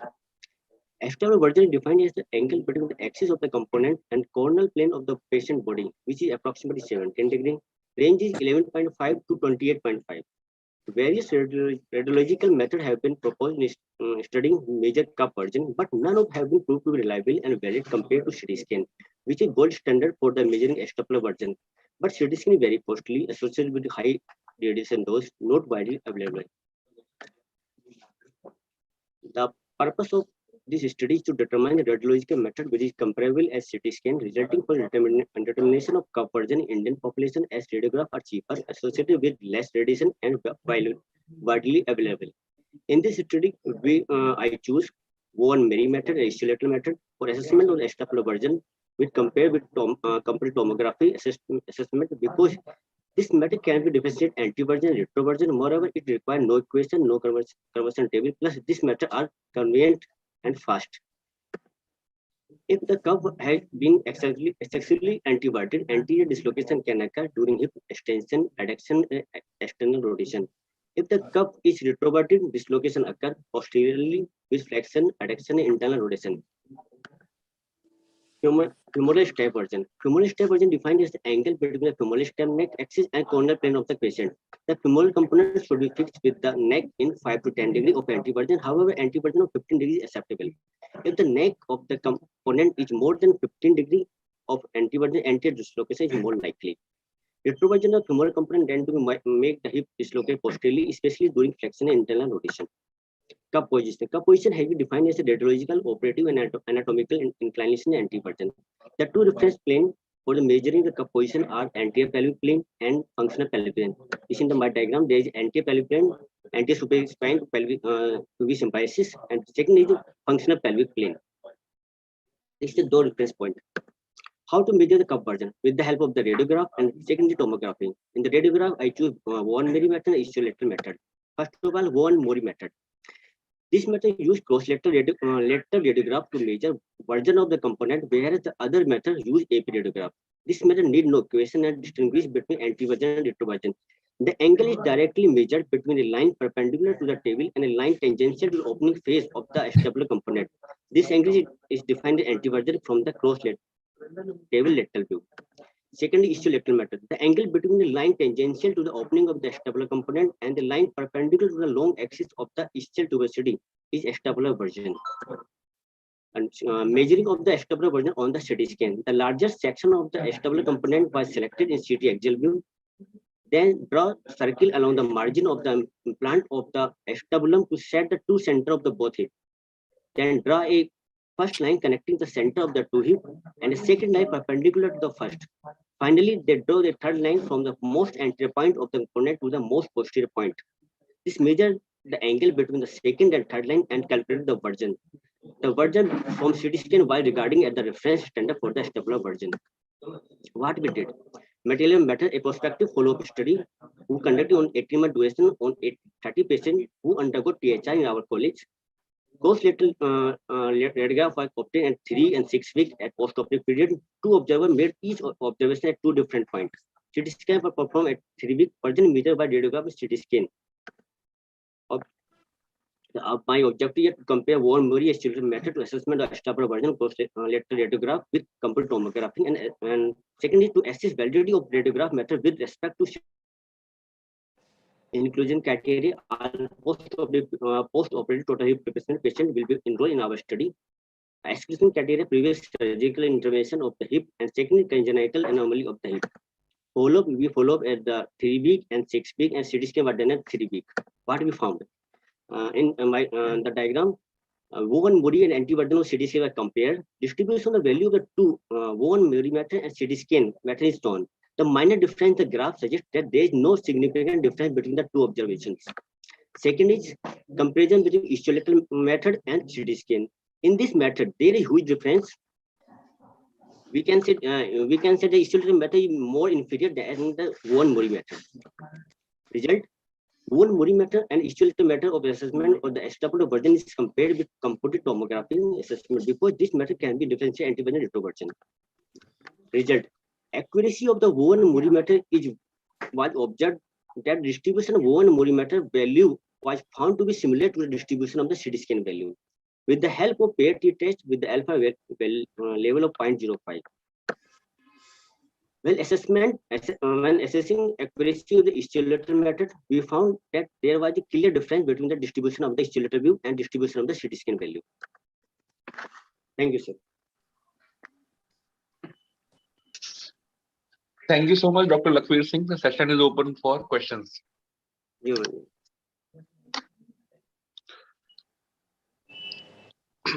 Any questions for Dr. Lakhvir? Dr. Lakhvir, what is your recommendation? Whether Wu and More method is good for radiological evaluation of your antiversion, or ischiolateral method is good, or we should go for all cases CT scan based method? Sir, my method in the radiograph we forgo Warren Murray method, sir. This is the more superior than ischiolateral method, sir. And that is equal to your CT scan method. Of the, sir, is not just equal, it's little bit inferior to the CT scan, sir. Accurate is the CT scan, sir. That difference is statistically significant. Yes, sir. As compared to CT scan, sir. My another suggestion is yours is a prospective study. Is it? Yes, a prospective study, sir. Have you pre-operatively evaluated the angle of antiversion? Yes, sir. Acetabular antiversion. Have you pre-operatively also? Yes, sir. I evaluated this patient, sir. That with radiological assessment or that CT scan based method? Sir, we have both methods, both CT scan and radiograph, sir. Pre-operatively same. You have evaluated pre-operatively as well as post-operatively. Yes, sir. Okay. I also want to know, which you have not shown or may not be part of your study, how much you were able to get that desired angle of antiversion for that acetabular end. Sir, desired is the I saw is the 17 degree. As a range is the 11 degree 28.5 degrees, sir. My question is, how many cases post-operatively you were able to achieve that desired angle of 17 degree or 20 degree? Sir, mostly in my research, about 80% patients, sir. Okay. I got this research. Thank you. I think we should move to the another speaker now. There's Dr. Sudhanshu Agarwal. Are you ready with your talk? Thank you, sir. Dr. Sudhanshu? Yes, sir. Start sharing your screen. Yeah. Thank you. Good evening, sir. So am I audible? Yeah, Dr. Sudhanshu, you are audible. You can proceed. Good evening, sir. The topic of my thesis was to study the outcome of hybrid fixator and fixation of proximal tibia fracture with poor skin conditions. Now, as you know, proximal tibia fracture most commonly seen in active age group due to high energy trauma. In addition to the broken bones, like soft tissue, soft tissue must be also treated together. The gold standard treatment has been plate fixation to a single skin incision. However, the skin complication infection rate can reach up to 87%. For these, we developed techniques that were subsequently developed that were less damaging for the soft tissue. Like external fixation of these fractures have yielded satisfactory results. Several previous reports have shown the advantage of hybrid external fixation, such as low infection rate, easy post-operative alignment adjustment, free range of motion, and early weight bearing. For classifying proximal tibia fracture, we use the Schatzkiger classification. An increase in the number denotes increasing severity, which is reflecting an increase in the energy imparted to the bone at the time of injury, and also it shows the increasingly worse prognosis. The most common type of fracture seen in our study was the Schatzkiger type 2 fracture. This system divides proximal tibia fracture into 6 types. Schatzkiger 1, it is the wedge-shaped pure cleavage fracture of the lateral tibial plateau. Schatzkiger 2, it is the split and depressed fracture of the lateral tibial plateau. Schatzkiger 3 is divided into 3A. Schatzkiger 3 is the pure depression of the lateral tibial plateau. It can be 3A when it is the lateral depression, 3B when there is a central depression, and type 4 is medial tibial plateau fracture, which can be either be a split or a depressed. The type 5 is the wedge fracture of both lateral and medial tibial plateau, and type 6 is transverse tibial metadiaphyseal fracture, along with any type of tibial plateau fracture. This is a diagram showing the Schatzkiger classification for which was used in our study. For classifying compound injury, we use the Gustilo-Anderson classification. There is a grading system used to guide the management of compound fracture and higher grade associated with high risk of complication. The aim was to study the outcome of hybrid fixation in fixation of proximal tibia fracture with poor skin condition. These were the objectives: the functional outcome of proximal tibia fracture treated by to study the functional outcome of comminuted fracture proximal tibia treated by hybrid fixator, and to find the average time of union of the bone. This was a prospective study conducted at SN Medical College, and the patients attending the emergency and OPD of orthopedics were selected. The study period was September 2019 to May 2021. It was a prospective type of study. Inclusion criteria was any patient with proximal tibia fracture with poor skin condition and patient with compound grade 1 to 3 proximal tibia fracture. Exclusion criteria was proximal tibial fracture with good skin condition, the patient which was unfit for surgery, or compound grade 3C fracture of proximal tibia. The follow-up was done weekly till 6 weeks, then every 15 days for next 2 months, and then monthly until healing, and then every 3 months until conclusion of study. At the time of follow-up, clinical features like surgical scar, range of motion, presence of pain or instability were observed. The radiograph of knee joint and leg were obtained in AP and lateral view for assessment of callus formation, maintenance of healing, callus formation healing, maintenance of fracture reduction, depression or widening of articular surfaces, varus or varus collapse, and sign of osteoarthritis were observed. The results were analyzed according to the Knee Society score. It was poor when it was less than 6, the fair when it was 60 to 69, good when it was 70 to 79, and excellent when it was 80 to 100. The logical outcome were determined by the modified Wrightson assessment score. It was graded excellent when it was 6 to 10, good it was when 7 to 8, fair it was 6 to 5, and poor when it was less than 5. Now coming to observation, we took 40 patients out of the 29 were male and 11 were females, and the age group was the range of the age range of the patient was to 23 to 70 with a mean age of 47 years. Out of the 40 fractures, 35 were open and 5 were closed. This is a table showing the Schatzkiger classification. The most common fracture seen in our study was Schatzkiger type 2. Now coming to a case this 60-year male came to emergency department with a proximal tibia fracture, and his skin conditions of multiple blebs over his knee. For this, we took the patient to the OT and applied a hybrid fixator, and this was the immediate post-op X-ray. And this was a skin condition after we regularly follow up the patient, and this was skin condition in 6 weeks, and this was a post-op X-ray at 6 weeks. Because the X-ray at 3 months, and this was X-ray at 4 months. And finally, at 6 months, we removed the fixator and allowed the patient to bear weight with support. The result, we obtained excellent result in 20 patients and good result in 20, fair in 7 and poor in 3 patients. The fracture united with the average time of 18 weeks, and the average range of motion active range of motion range from 30 to 130 degree with average ROM of 102 degrees. Complication, we observed varus collapse in 3 patients, deep infection in 1 patient, delayed union in 4 patients, and pin track infection in 2 patients. And no complication were observed in 20 patients.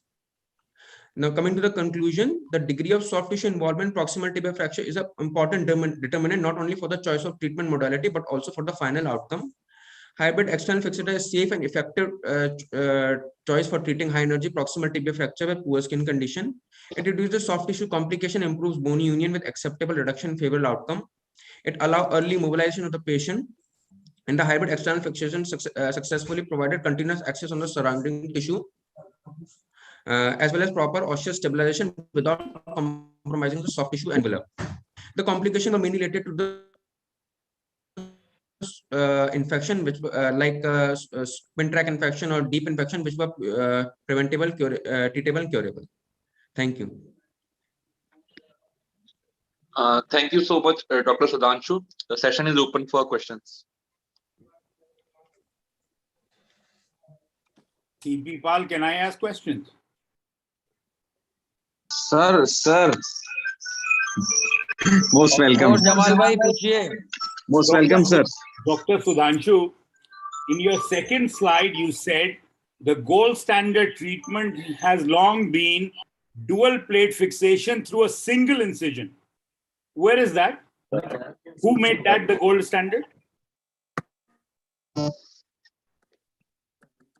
Because I have never seen any literature which says dual plating through a single incision.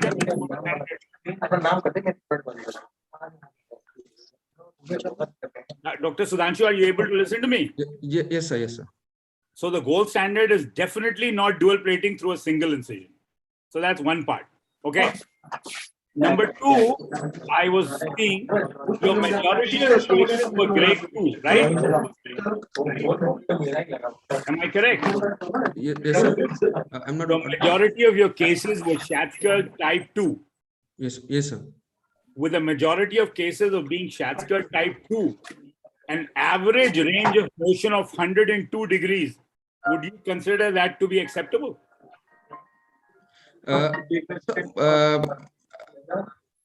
They were, of course, the majority was Schatzker type 2, but there were type 3 and type 4 also. Yeah, I know. I saw that. 48% type 2.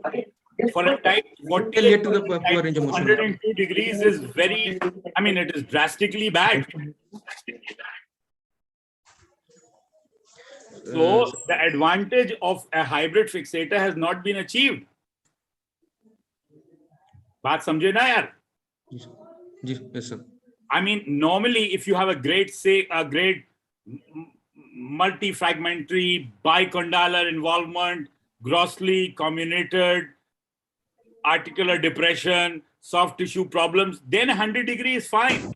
But at type 2, and your average age of your patients for 41 years, young adults, type 2 fractures, average range of motion 102 degrees. See, a young patient of a 41-year-old with a type 2 fracture and an average range of motion of 102 degrees will be an unsatisfied patient. He cannot squat. He cannot sit on the floor. Dr. Sudhanshu, this 100-degree range is for all patients. This is the average range or for type 2 patients? So this is for the all patients. Because the range, average range for the all patients. I think this 100 degree is for all patients, no? Yes, I know, but the majority of patients were type 2. I think slide shown by Dr. Sudhanshu, it was type 2 and type 4, I think. 22.5 and 22.5. Okay. Anyway, thank you. Type 4 and type 4 was also very common, sir. Yeah, 22.5 you have shown. Any more questions for Dr. Sudhanshu?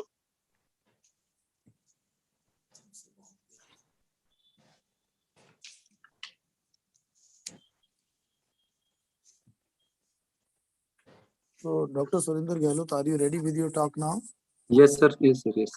Yeah, so then please share your screen and start your talk.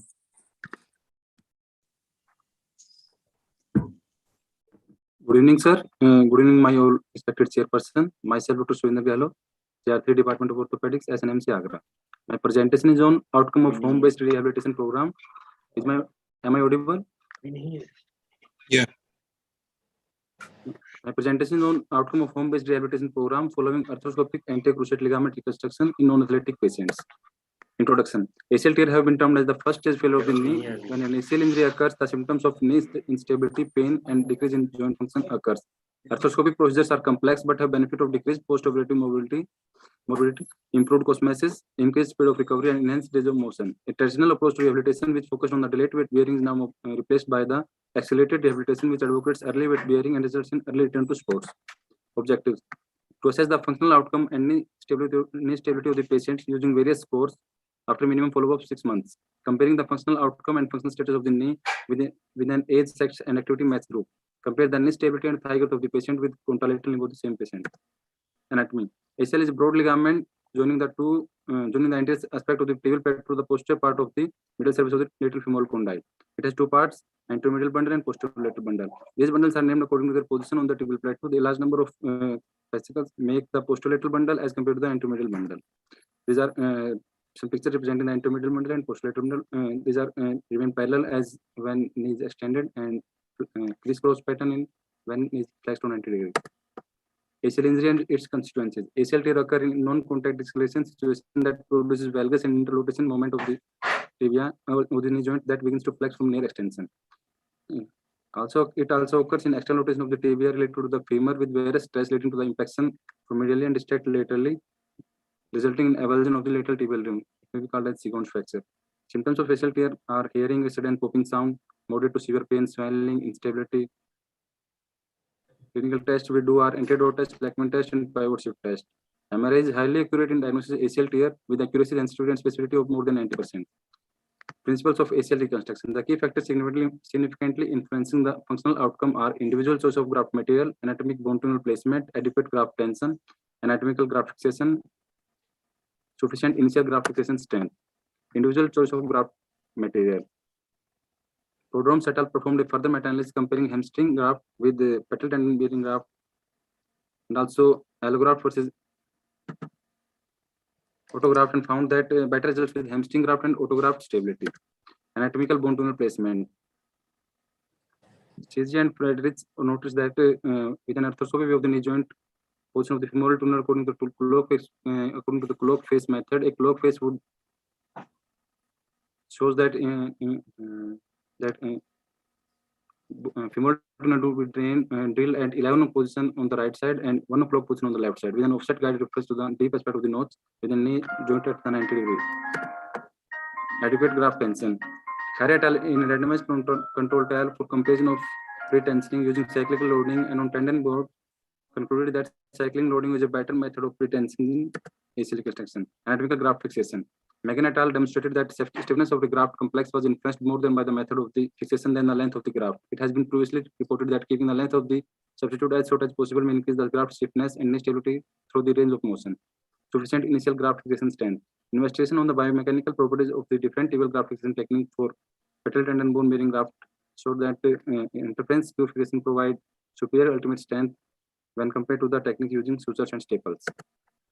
Rehabilitation after ACL reconstruction. In the past, the knee was immobilized for 6 to 9 weeks and the rehabilitation period lasted for at least 1 year. In the early 1990s, accelerated rehabilitation mainly based on the closed kinetic chain exercise became popular. Like immediate versus delayed motion. In regarding this, Hinstead et al. Found no difference in pain on medication by comparing knee immobilization and immediate mobilization. Immediate versus delayed weight bearing. Immediate weight bearing may be beneficial because it reduces the incidence of the anterior knee pain.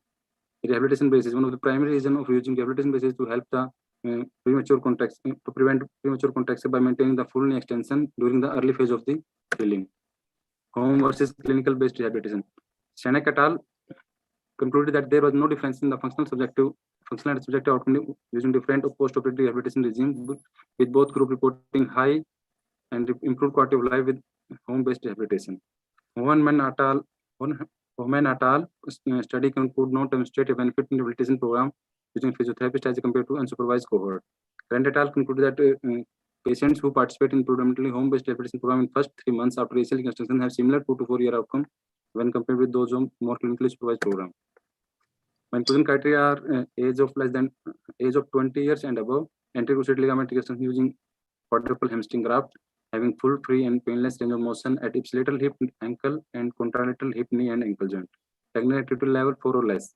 My exclusion criteria: multiple ligament injury of the knee, contralateral knee also have other ligament injury.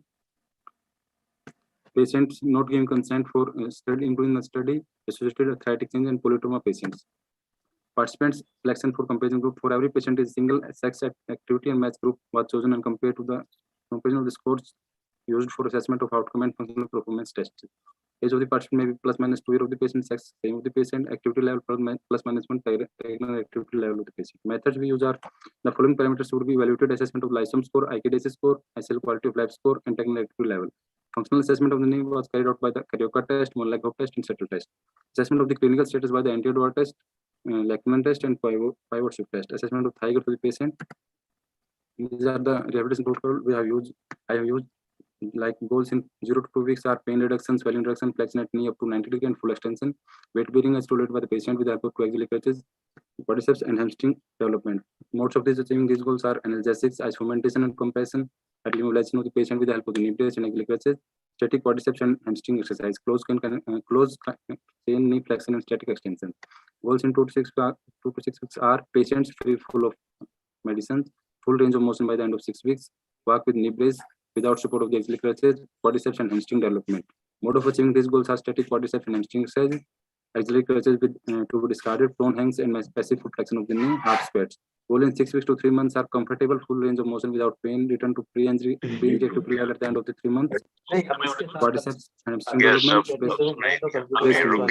Most of these goals are slow training, single leg squats, उनसे पूछो जो mechanical वाले हैं mechanical lab में नहीं जा पा रहे हैं, केमिकल वाले हैं केमिकल में जा नहीं पा रहे हैं, उनसे पूछो कि उनका क्या हाल है, हमारा छोड़ दो। Patients were examined between 6 to 24 months of their post-operative period. All the patients participating in the study were assessment by pre-injury and post-surgery technical activity level scale. It was found that all participants returned to their pre-injury activity technical activity level, and all patients are evaluated for functional outcome by lysome score, IKDC score, and ACL quality of life score. And found that all of these scores are less than control group. One leg hope for distance was not claimed by 2 patients in the study, but came out to be mean of the less than that of the control group. Carioca test was performed by all the patients mean value of the 66.87 second, with the mean value of the control group 46, which was more than control group. Settle test was performed by the all patients. Its mean value are 16 less than compared to the control group. Thigh girth of the patient are measured in involved limb and was compared with the uninvolved limb. The thigh girth and found that 2 or less than % when compared to the opposite limb. Final result we are assessed by lysome grading are excellent score by the 9 patients, good score by 8 patients, 5 score by 13 patients, and poor score by 0 patients.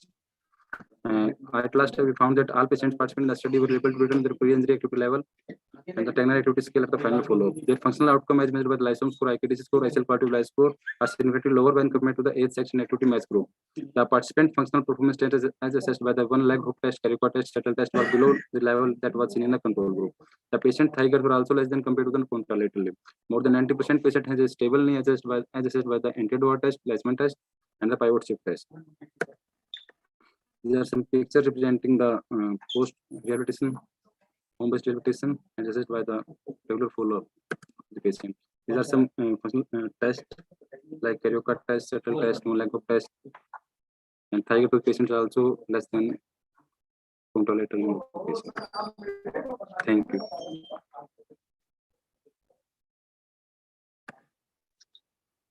Thank you so much, Dr. Surendra. The session is open for questions now.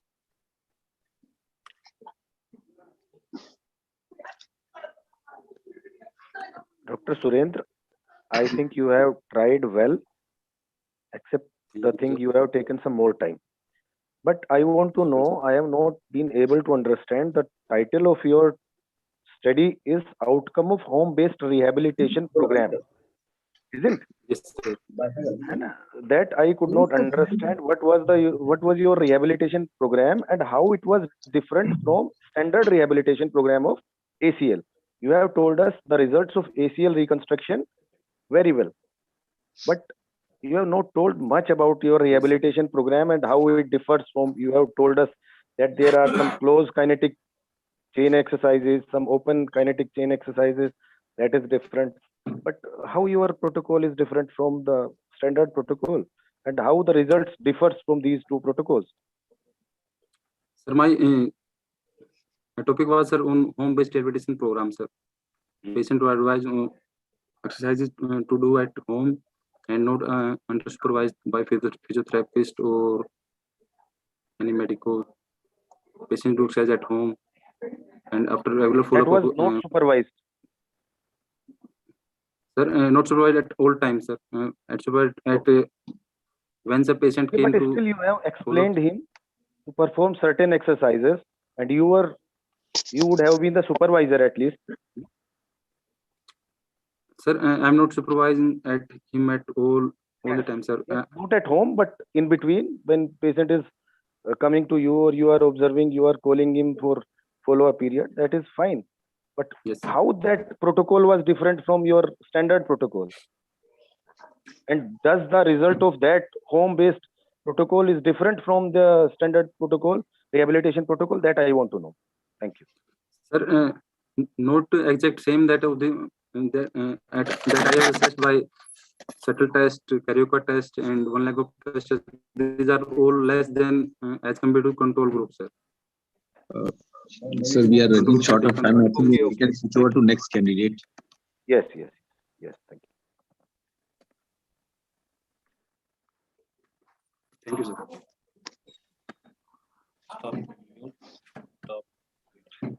Dr. Azam, are you ready with your presentation? Yes, sir. Yes, sir. Am I audible, sir? Yeah, you can proceed. Yes. I, Dr. Gausul Azam, JR3, Department of Orthopaedics, TMU, Muradabad. I am going to present a paper on topic evaluation of platelet-rich plasma as therapeutic strategy in KL grade 4 osteoarthritis knee.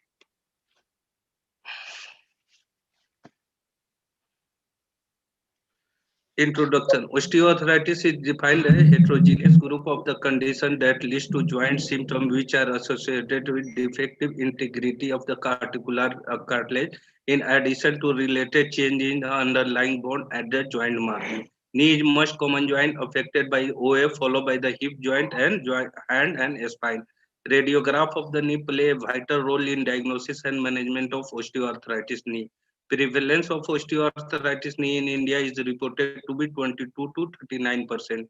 Cartilage destruction and osteophyte formation, subchondral sclerosis are the characteristic of osteoarthritis knee. The aim of the management of osteoarthritis knee is to combat pain, stiffness, and improve the joint mobility and overall quality of the life of the patient. A study is designed. This was a single-center prospective interventional study. Patients with knee pain coming to output department were screened and a standing anterior, posterior, and lateral radiograph of knee was obtained, and they were graded according to KL grading system. An informed and written consent was obtained from all such patients as per guideline of ethical committee. Material and method. The study recruited 28 patients with KL grade 4 osteoarthritis of knee. All patients with KL grade 4 osteoarthritis of knee who refused for total knee replacement and were medically unfit for surgery and informed revision consent to be taken, and patient willing to participate in informed consent from the ICF as per guideline of the institutional ethical committee. 3 PRP injection was given each at interval of the 4th week. Patient was sent home after 15 to 20 minutes of rest. Patients were advised to use cold pack 3-4 times a day for 10 minutes till 72 hours. Quadriceps strengthening exercise were explained. Patient was prescribed tablet tramadol 50 mg twice a day for 5 days on SOS basis. Tools for assessment of the in the result. We will use the visual analog score for pain and Western Oriento and McMaster University osteoarthritis OMI. Follow-up was done monthly till 3 months from the first injection, then 6 and 9 month predefined case record form will be used to document all the relevant finding of the patient. Result. There was gradual decrease in OMAC score from first PRP injection to second PRP injection at third PRP injection, follow-up at 6 months and 9 months. There was a statistically significant difference, p-value is less than 0.001 in mean OMAC score between the first PRP and second PRP at third PRP, follow-up 6 months and 9 months. The finding indicating that the OMAC score among the participants was decreased after the intervention. This diagram showing the serial-wise decrease in OMAC score, p-value is significant in OMAC or VAS score is 0.001 at first PRP, second, third PRP, follow-up at 6 months and 9 months. VAS score is also significant, p-value is less than 0.001 at first PRP, second PRP, third PRP, follow-up at 6 months and 9 months. There was gradual decrease in VAS score from first PRP, second PRP, third PRP, follow-up 6 months, except follow-up at 9 months. There was a statistically significant difference, p-value is less than 0.001 in mean VAS score between the first PRP, second PRP, third PRP, follow-up at 6 months, follow-up at 9 months. The finding indicating the VAS score among the participants were decreased after the intervention. This graph showing the mean VAS score decreasing from first PRP injection is 7.79, at second is 7.43, and at third PRP is 7.04. A follow-up at 6 months is 6.54, and the graph showing the continuous decrease in the mean VAS score. Discussion. The study recruited 28 patients with KL grade 4 osteoarthritis of knee. In a study by the Filardo et al., the effect of PRP was assessed in patients with osteoarthritis knee, and results obtained were similar to our study. There are a study comparing the effect of PRP and hyaluronic acid on a large joint have shown the favoring the PRP injection over the use of the hyaluronic acid. The treatment of choice for grade 4 osteoarthritis is total knee replacement. For the people who are not willing for the arthroplasty or who are relatively contraindication to surgery, the conservative method is limited. So PRP is best for those patients. Previous study and trial also saw the result in the similar trend to our present study and in clinical outcome of these patients. In conclusion, our finding have shown that the PRP is a safe, effective, and minimal invasive treatment modality in patients with advanced osteoarthritis knee. In short term, it included in management of patients with advanced osteoarthritis knee who are refusing for surgery and who have relative contraindication to surgery. The correct application regarding processing, preparation, and frequency of application is still matter of further refinement and research to arrive at each clear conscious by the scientific committee. These are the references. Thank you. Thank you so much, Dr. Azam. The session is open for questions. I think, thank you, Dr. Azam. We are running short of time. We have to take one more, so we can take, I think, another. Dr. Kapil Yadav, you are there with your presentation? Yes, I am ready, sir. Dr. Kapil, please start sharing your screen.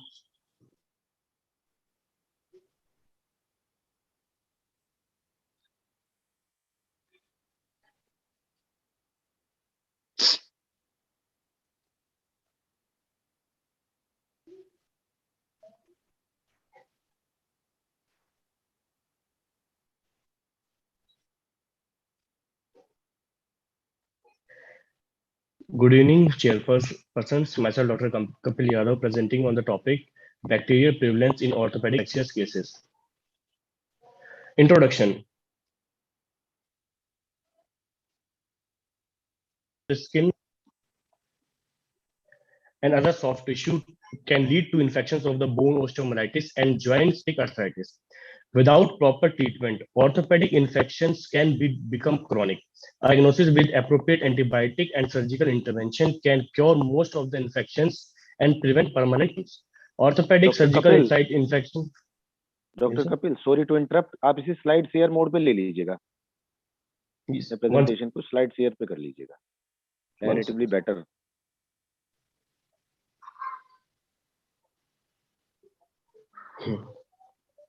Yes.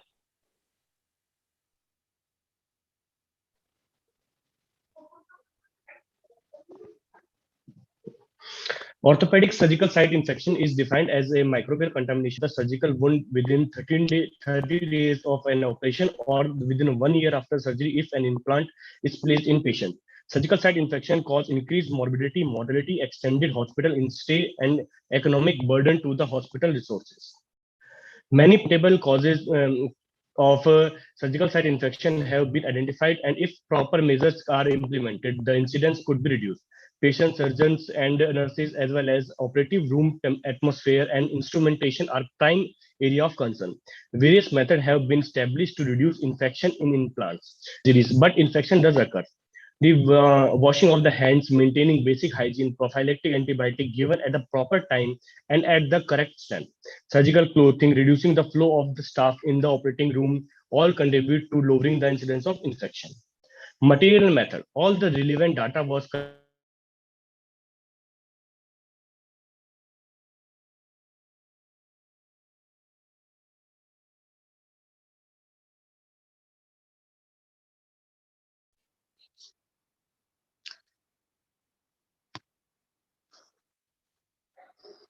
I think he's having connectivity problems.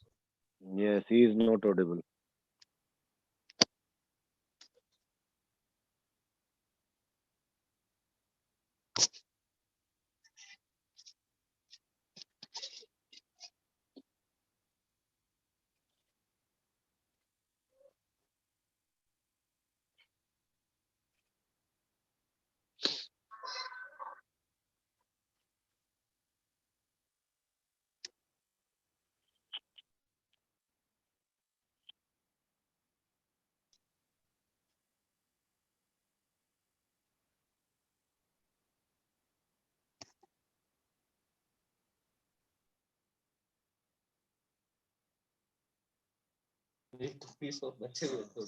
I think there is some connectivity issue. Should we start the next session, and once he gets reconnected, then we start his talk again. Dr. CP. Yes. Ji sir. Good evening, boss. I think hello, good evening, Bhaiya. I think that will be better because we have already taken 10 minutes of the next session. Definitely. We can switch over to next session. Yes. Thank you, respected chairpersons and moderators. I'm highly thankful to you. Thank you, Dr. CP, and the whole organizing team. Thank you. I think your efforts are tremendous. Thank you. Thank you, sir. Thank you, sir. Thank you. Welcome. Thank you very much, all the chairpersons and moderators for the session. And so with this, now we come to the session 3. And for this, I would like to invite moderators of the session 3, Dr. Brijesh Sharma, Dr. Anupam Gupta, and Dr. Vineet Pathak. Please. Thank you, Manishi, sir. Thank you. Oh.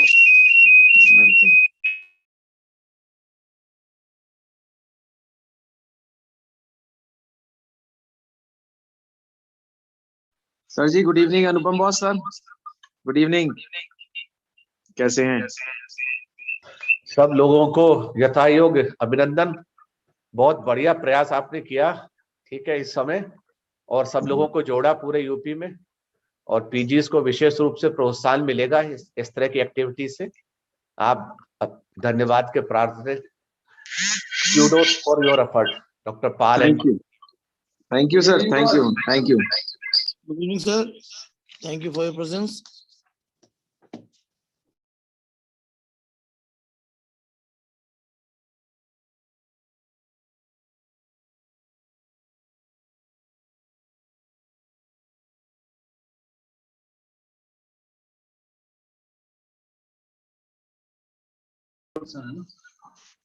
I think Dr. Brijesh, let's. Good evening, everyone. Paul, we can move on to the session.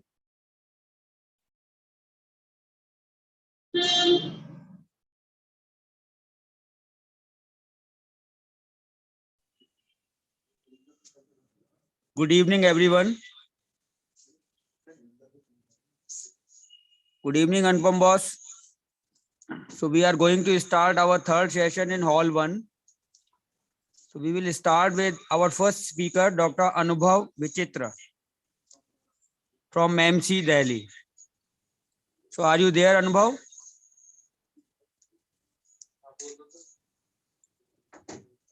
Dr. Anubhav?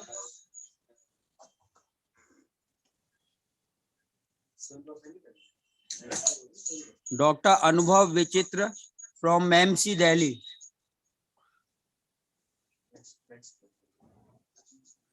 Okay, I think he is not ready with his system. So I request Dr. Mohit Agarwal. Next speaker, Dr. Mohit Agarwal.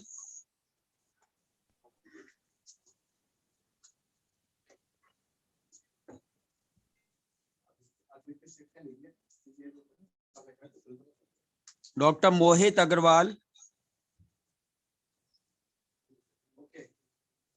Is there? Mohit is there. Mohit, you can start sharing your screen.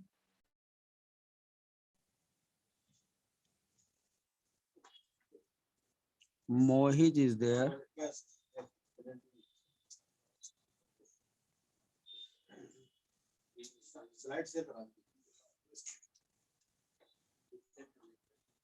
Good afternoon, everyone. I would like to present before you all.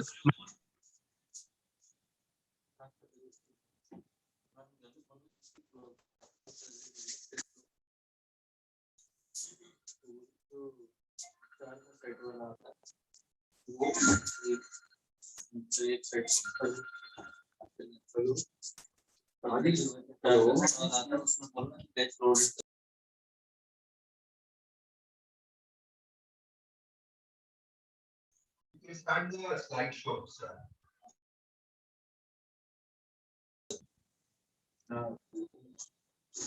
Okay, Dr. Mohit, start.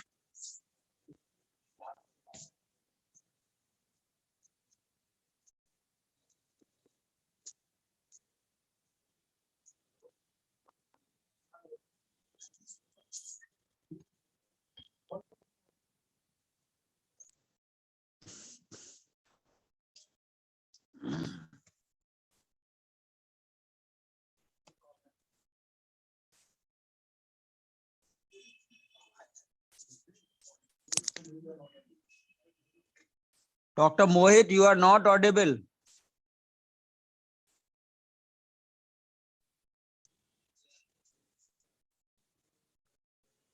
Dr. Mohit, please adjust your device. You are not audible.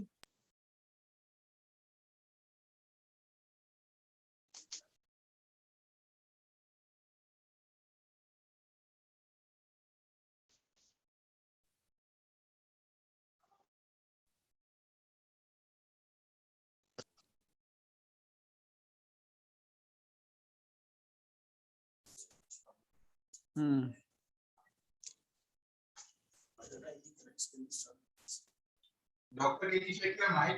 Doctor Mohit.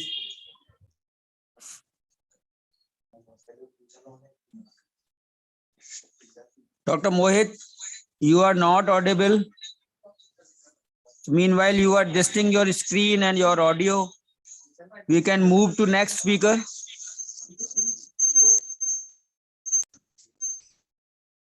Okay, I think Dr. Anish wants to present next. So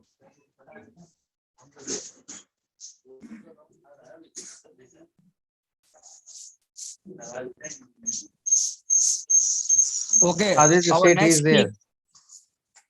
is there. Hello.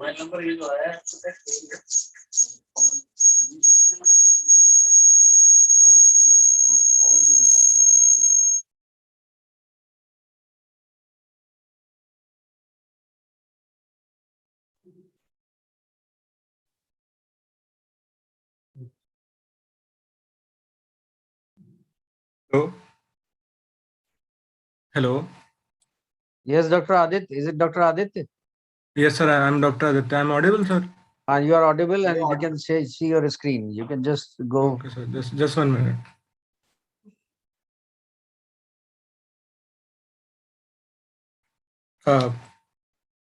Good evening, respected faculty. The topic of my presentation is 5-year long-term outcome of bipolar hemiarthroplasty in femoral neck fractures. As we know that we have been treating the femoral neck fracture commonly with a CC screw and a sliding plate.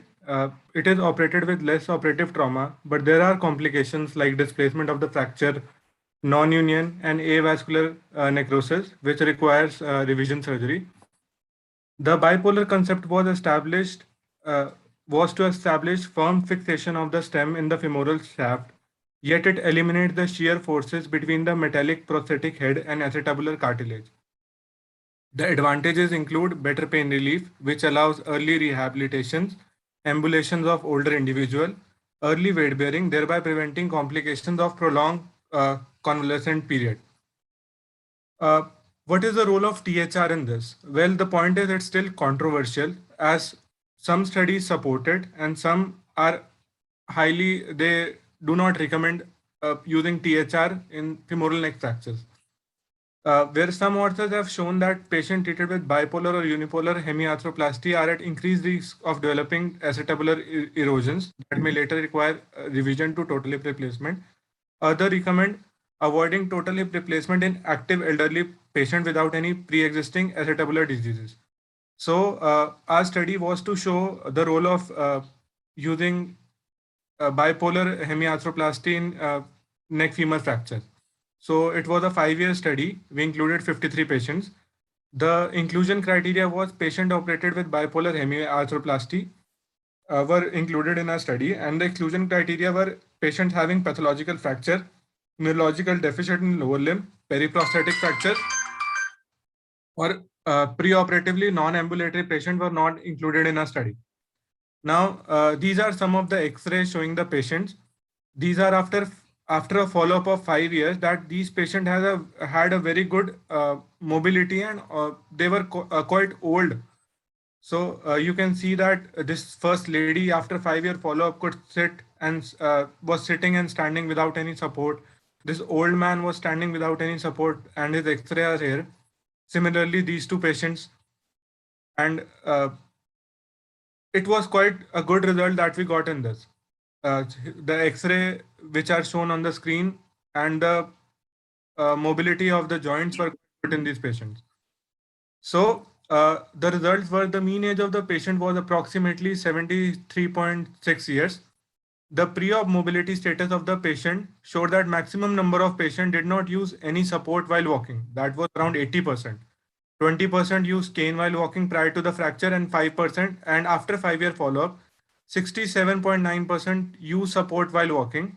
Modular prosthesis was used in 25% and fixed was used in 75%. No. Cementing was done in 62% patient. Complication like stem subsidence was the most common in approximately 30% patient, and acetabular erosion were seen in 3 patients. Stem loosening was seen in 2 patients and protusio acetabuli was seen in 1 patient. There was no dislocation in a study. There was no case of superficial or deep infection in the patient. Limb length discrepancy in the form of shortening was seen in 28% patient. The satisfaction rate on Likert scale in our study was 77.35%. RSS score was 83. Excellent result was seen in 8%, good in 70%, fair in 22%. The total excellent to good result was seen in around 78%. Follow-up was for 6.5 years. Minimum was for 5 years and highest was for 8 years.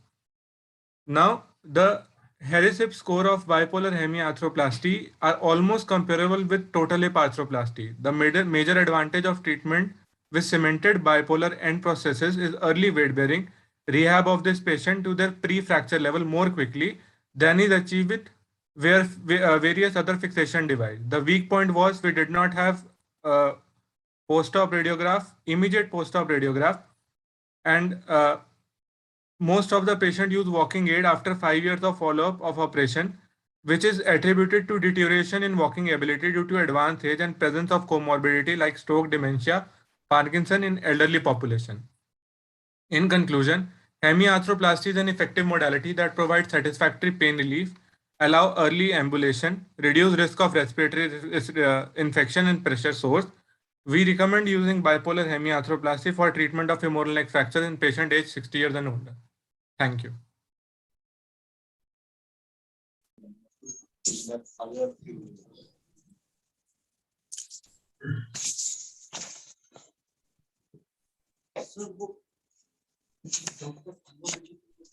Now you can go for questions.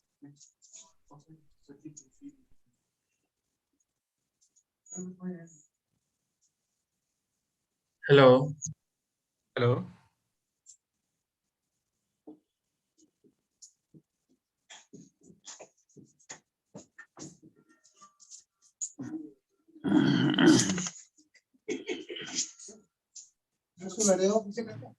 Any questions? Okay, I think there is no question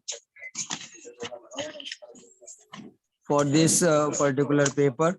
So I am inviting Dr. Pawan Dubey for his presentation. Dr. Pawan Dubey.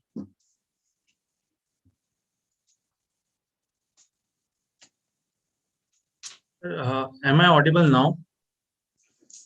Yes, Pawan. Yeah, who is there? He is Dr. Mohit, I suppose. Sir, am I audible? I am just asking it. Mohit, now you are audible. Okay, sir. So you are ready with your presentation? Yes, sir. So I think Dr. Anupam, we can start with Dr. Mohit. Yes, yes. Share the screen, please, Mohit. Yes, sir. Mohit, start your presentation. Yes, sir. Sir, good afternoon, good evening, everybody. I would like to present before you all my thesis topic, evaluation of computer-aided quadrilateral plate fixation for acetabular fracture using modified SOPA's approach. Acetabular fractures are a major cause of morbidity and mortality, as they are the intra-articular fractures of a major weight-bearing joint. Quadrilateral plate is a thin plate which is require very little force to fracture it. It forms the medial wall of the acetabulum. Modified SOPA's approach is an extraperitoneal approach through rectus abdominis muscle for internal fixation of acetabular and pelvic fractures. Virtual preoperative planning, which we have used in our study, helps us in improving surgical outcome by simulation of the operative techniques, designing of customized jigs, and we can make pre-contoured plates already. It is an accurate but costly, technically demanding and time-consuming procedure. There have been literature regarding use of virtual planning for reduction in fixation quadrilateral plate fracture acetabulum, but they are sparse. Only few papers have been found. My aims in this study would be to define the quadrilateral plate fracture reduction and fixation using computer-aided preoperative planning to correlate surgical plan, that is type and position of plate, with the fracture type, and to assess the reduction of quadrilateral plate fixation radiologically. It is a descriptive cross-sectional study done between October 2019 to September 2021 with a sample size of 20 patients. Patients included in my studies were between the age of 18 to 70 years, having displaced fracture of acetabulum with quadrilateral plate involvement, displacement more than 3 mm. A patient that have been excluded having these qualifications are those with open fractures, pathological fractures, intra-articular bony fragment requiring posterior approach, patient with visceral injuries requiring colostomy or suprapubic catheterization, and patient having posterior wall fracture acetabulum. In this, we take a patient of quadrilateral plate fracture acetabulum, got his required X-rays, that is pelvis with bilateral AP view and Jude view. After that, we get a CT scan, 128 slices, that is 1 mm cuts, and we make a 3D model using the MIMIC software. Then the fracture fragments are reduced virtually using MATIC software, and a patient-specific template has been designed. Now, using the we take the recon plate and bend it according to the patient-specific template, and the intraoperatively we have placed these contour plate, and only few cases require recontouring. In post-operatively, we assess the reduction using CT scan. Results of my study: virtual quadrilateral plate fracture reduction and fixation using NCCT pelvis of the patient and virtual planning using Mimics and Matic software. We designed patient-specific pre-contoured plates. They were matched with the available anatomical acetabular plates. 2 were imported, AO and Zimmer, and 2 were from local manufacturer, that is Greens and Nebula. On matching with patients' acetabular contour, 90% of the pre-contoured plates that we made matched, but while none of the available anatomical acetabular plates matched. Only 2 cases out of 20, that is only 10% cases, required recontouring when we designed the patient-specific pre-contoured plates. Before beginning of our surgery, we planned using a brim plate and infrapectinal plate for all the 20 patients, but only in 14 patients we stick to our plan. While only in 6 cases we need to change our plan because in the most of the patients were of fracture bicolumnar acetabulum that required an additional iliac blade plate, or they are transverse fracture that were satisfied only with a brim plate. Here we could see a chart in which we could see various fracture types and the relation with the type of the plate we use. So in most cases, it was brim plate along with infrapectinal plate, but in some, like only a minimal displacement anti-acetabular column type, only one brim plate is used. And in transverse type, we could use simply brim plate, while in bicolumnar type, we would require an additional iliac blade plate also. Post-operatively reduction was assessed using Marta's criteria on CT scan. And Marta's criteria, it is divided into anatomical, satisfactory, and unsatisfactory reduction. If there is less than 1 mm displacement, it is anatomical, which were in about 25% of our cases. If there is 1 to 3 mm displacement, it is a satisfactory, which is in about 70% cases. That is total 95% cases were anatomical to satisfactory, and unsatisfactory only in 1 case, that is 5% of the 20 cases. We take the 20 patients and in which have mean pre-operative CT gap of about 11.21 mm, which was reduced to about 1.54 mm post-operatively, with a mean reduction of about 9.67 mm, which was found to be significant. We also assessed certain secondary outcomes like total surgical time, which was around 109 minutes, and total time for virtual planning 41 minutes, making total time of surgery plus planning to be 150 minutes, which was significantly lesser than the time required to do it by modified Soka's approach and other theories, which was about 3 hours to 3.5 hours, while we significantly reduced the blood loss, which was around 350 ml, while in other studies that have been documented around 1 to 1.5 liters. Post-operative reduction was assessed and classified using Marta's criteria into anatomical, satisfactory, and unsatisfactory, and was found that reduction was anatomical to satisfactory in about 95% cases. Intraoperatively recontouring was required only in 2 out of 20 cases. Thus, use of computer-aided design software helps us in avoiding multiple attempts of contouring of plates, thus maintaining the strength of the plate. I would like to conclude by saying that patient-specific 3D template designed by virtual planning for quadrilateral plate fracture fixation matches contour in most of our cases, and pre-contour plates are a very useful way to achieve anatomical reduction, reduce surgical time and intraoperative blood loss, and it gives the surgeon a sense of preparedness because the surgeon already have simulation of the surgical technique by which we will be doing reduction and fixing the plate. Thank you all.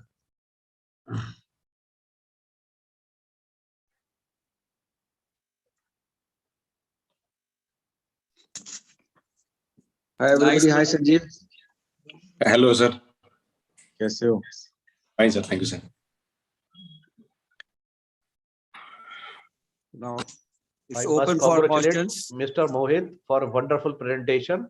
It was a study of 20 cases. I think it is well enough number to prove yourself, and very good. 2 things, that blood loss is very minimal and operative time is very less. So I congratulate him. Where was the study done? In which center of India? Sir, in Maulana Azad Medical College, Loknayak Hospital. Medical College. So you have operated all those patients on which day of the injury? 2nd day, 3rd day, or 4th day? After managing the hemodynamic and all the parameters? Sir, most of the cases were operated within 7 days of the injury, like in 5 to 7 days. But only 2 to 3 cases were operated after 2nd week. And 1 patient which was unsatisfactory, it was about 3 weeks because the patient was neglected case, have been referred from a periphery center, and also had an open injury associated with it. So it was operated later and has a comminuted fracture, so results were unable to be satisfactory. Okay, thank you for your sincere effort and along with your team members and mentors. Thank you so much. Thank you, sir.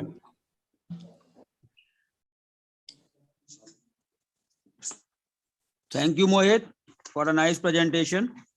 Thank you very much. So now I invite Dr. Pawan Dubey for his presentation. Pawan, you are there?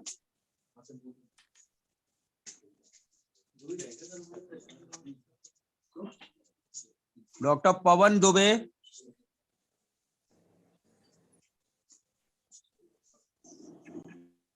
Okay, Pawan, start.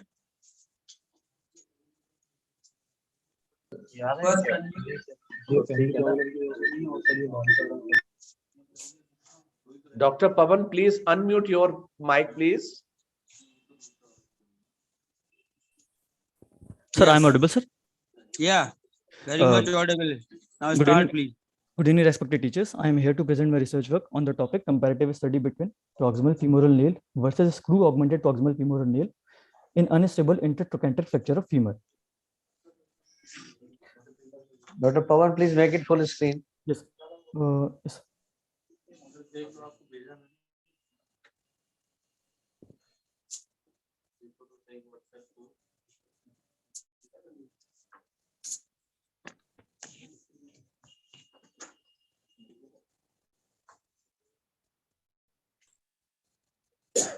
It's fine. Go ahead. Most frequent fracture of the proximal femur are intertrochanteric fracture involving fracture occurring in the region from extracapsular basilar neck region to region along lesser trochanter proximal to the development of medullary canal. Unstable fractures contribute about 50 to 60% of all intertrochanteric fractures. Now, what is unstable intertrochanteric fractures? Fracture with posterior medial combination, fracture with comminuted lateral wall, four-part fractures, displaced large fragment including lesser trochanter, reverse oblique fractures, and fracture with subtrochanteric extension are considered as unstable fractures. According to AO classification, fracture with AO 31, A2 and 31, A3 are considered unstable intertrochanteric fractures. As like intact posterior medial wall is important for the stability of the intertrochanteric fracture, in the same way, the intact lateral wall play a key role in stabilization of unstable intertrochanteric fractures by providing a lateral buttress for proximal fragment, and its deficiency leads to excessive collapse and varus malpositioning. So our aim is to do a comparative study of management of unstable intertrochanteric fracture femur using proximal femoral nail and a screw augmented proximal femoral nail with objective to evaluate and compare the end result of management of unstable intertrochanteric fractures using these two management modalities on the basis of Salvati and Wilson scoring system. Now this is the slides showing deep anatomy of the hip. Now there are many classification systems, but AO classification system, Boyden and Griffin classification, and Ivan classification are three important classification systems. Now, these are our inclusion criteria: patient above 18 years of age and patient of unstable intertrochanteric fracture femur, which are able to walk prior to the fractures, are included in this study. Now, moving on to material method, we have conducted a hospital-based comparative type of prospective interventional study with 60 cases of unstable intertrochanteric fracture from January 2022 to July 2021. 20 males and 40 females in the age group between 21 to 86 years were included in this study. There are 40 cases of AO31A2 and 20 cases of AO31A3 patients. Patients are divided into two groups randomly, and one group treated with PFN, while other group treated with PFN augmented by an additional cannulated cancellous screw from trochanter to femoral head to strengthen lateral trochanteric wall. Fracture was reduced by slight internal and external rotation depending upon the nature of the fracture and checked by wage intensifier and hold it with the help of K-wire. All fractures were reduced and closed, then PFN nailing was done.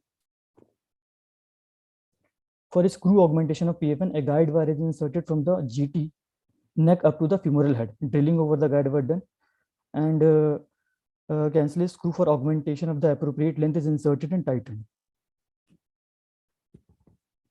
Now we have followed up at 6 weeks, 3, 6, 12 and 18-month interval for a period of 18 months, and check X-ray were taken, and functional outcome was assessed based on Salvati and Wilson scoring system, which include pain, function, muscle power motion, and walking ability, and grading of the outcome was done accordingly.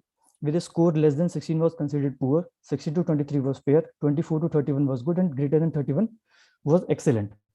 This is the Salvati and Wilson scoring system. Now, these are some cases which was operated in our institute with their clinical outcomes.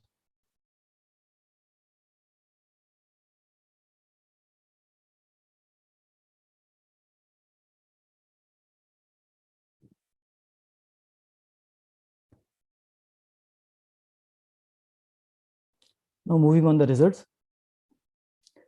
Function outcome at 3 months. The mean Sarvatin-Wilson score was 20.8 in the PFN augmentation group, while 19.06 in the PFN group, which was statistically significant with p-value of 0.03. At 6 months, mean Sarvatin-Wilson score was 28.26 in PFN augmentation group and 25.93 in the PFN group, which was also statistically significant. At 12 months, mean score was for 34 in PFN augmentation group and 31.58 in the PFN group. But there is a point that we had lost follow-up of 11 patients in the PFN augmentation group and 6 patients in the PFN group. And only 2 patients are followed up at 18 months. And the result was not sufficient to draw any significant conclusion over 18-month period.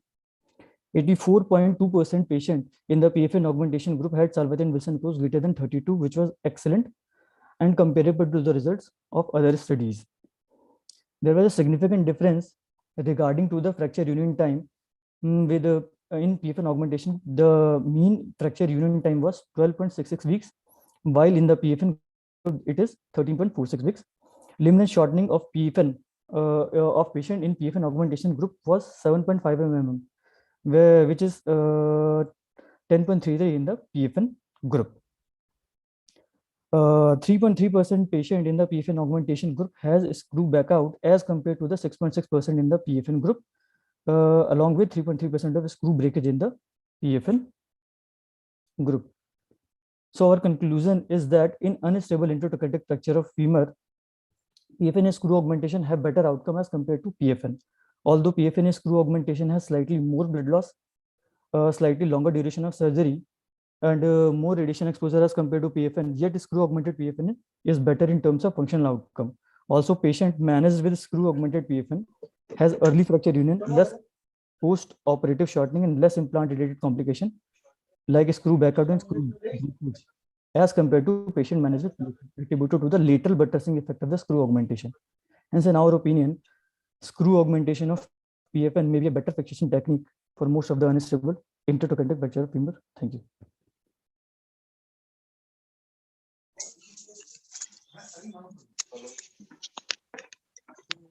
Thank you, Pawan. Now session is open for questions.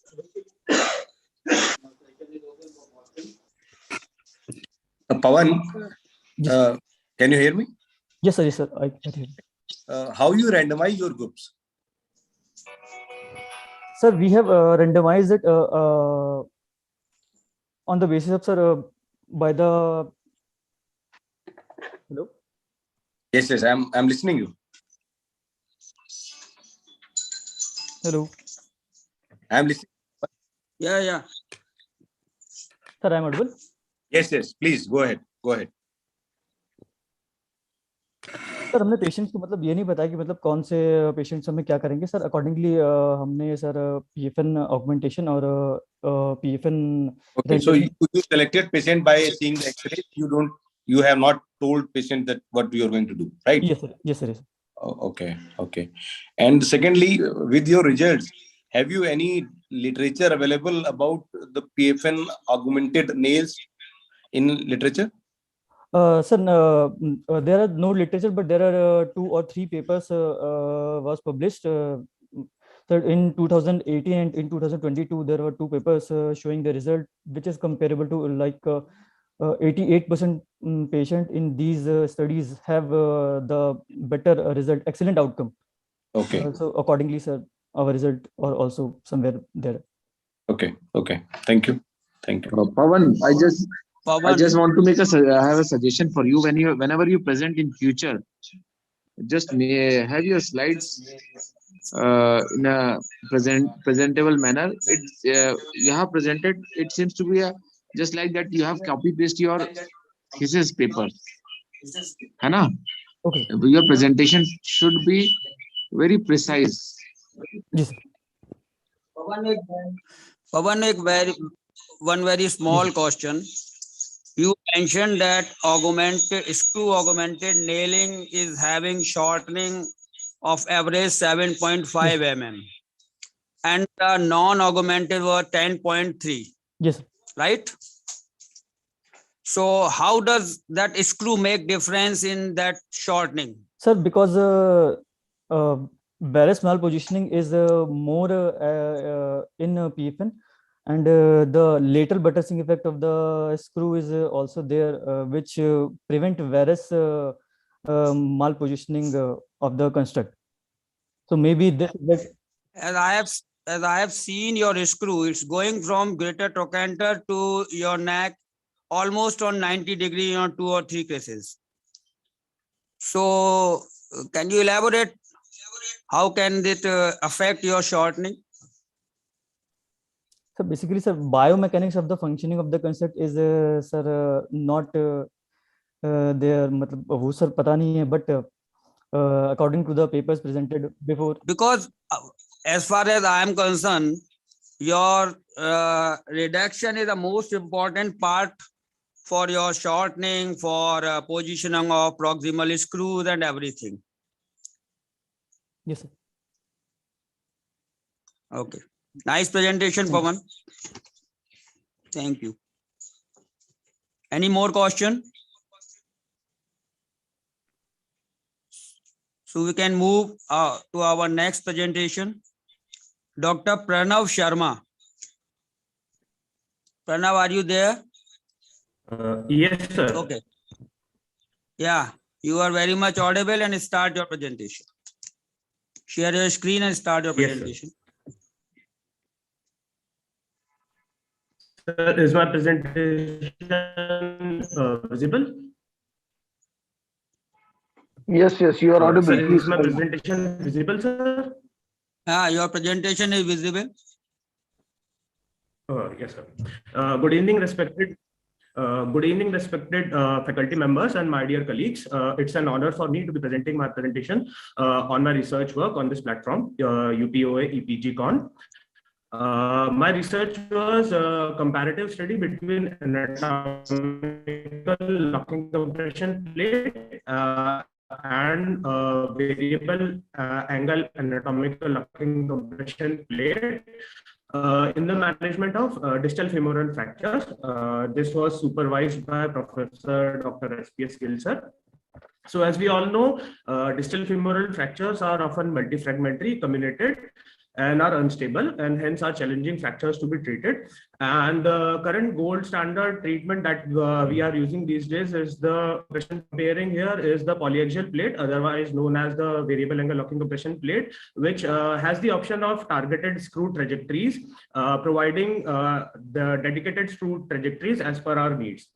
So we started with this research question, whether the polyaxial plates are a viable option for the treatment of distal femoral fractures in comparison to the existing anatomical locking compression plates in terms of fracture union, clinical, radiological, and functional outcomes.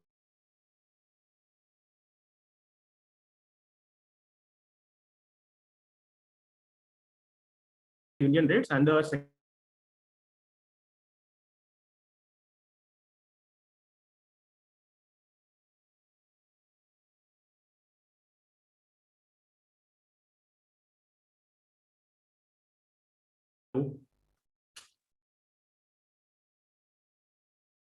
Hello. Yeah, now you are audible again. Sorry, sir, about this setback. So we started with this aim to compare in a prospective manner the radiological, clinical, and functional outcomes in these fractures when the either types of the plates were used. So this was a prospective type of study, observational in design, and it underwent from January 2020 to December 2021 at the Department of Orthopaedics, UPMS FI. And the study population consisted of all the distal femoral fractures admitted to our institute and who were planned to be managed surgically with either of the locking compression plates.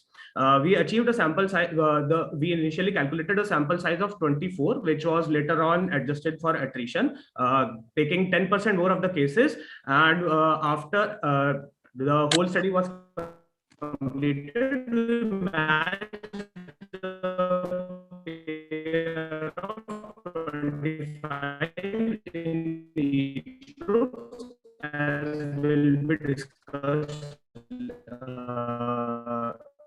in the slides further.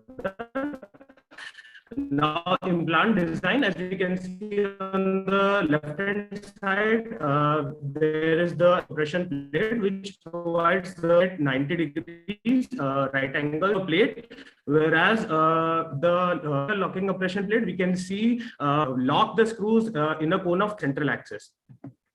Screening criteria that we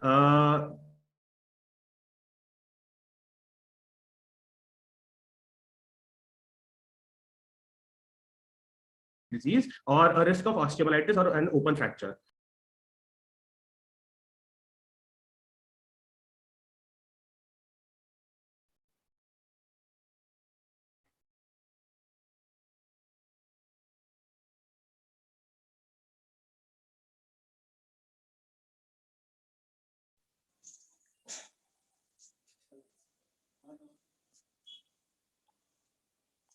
Dr. Pranav? Yes, sir. Sorry, sir, about the internet. There is some issue here, I guess. Sir, where shall I begin again? Yeah. Sir, yes. Shall I continue with this very slide? Please continue with this slide only. Yes, sir. Sir, so this was the data collection tool that was used for follow-up, and we followed up the patients for a total duration of 1 year at 1, 3, 6, 9, and 12 months. And the main outcome parameters that we used were the range of motion achieved, and the Oxford knee score, the visual analog scale for pain, and the American Knee Society score in terms of function and knee score. Other intraoperative parameters used. So this was the methodology adapted. After screening and enrollment, a baseline data was collected and PAC was done, following which the patients were operated and a periodical follow-up was done. Some patients were lost to attrition, and this was the final completed follow-up size. Following which 1:1 matching was done based on age groups and fracture classification of the patients. And for the final analysis, 25 matched pairs and a total sample size of 50 was achieved. These were the tests that were used for statistical analysis. Now coming to the results and observations, the demographic parameters and the group characteristics, as we can see, these were not significant and they were not significantly different between the two groups. This bar diagram demonstrates the age distribution, which showed a bimodal distribution with two peaks, mainly in the elderlies and the second one in the young adults, which corresponded to the type of mode of injury, that is simple falls in the elderlies and RTAs in the young adults. Now, the intraoperative parameters, when they were compared, they were also not found to be statistically different between the two groups, and they were comparable. Coming to the main outcome parameters, all the fractures, they achieved union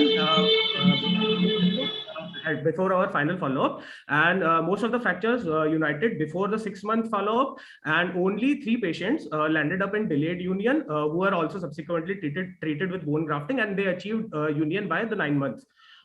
There were no reported cases of non-union in either of the groups. Certain complications were encountered, and the thing to be noted here was, although the complication rate was found to be almost twice in the LCP group than the variable angle group, but when compared statistically, these were not found to be statistically significant. This difference was not statistically significant, and no incidences of infection was seen in the LCP group, whereas no hardware-related complications were seen in the variable angle group.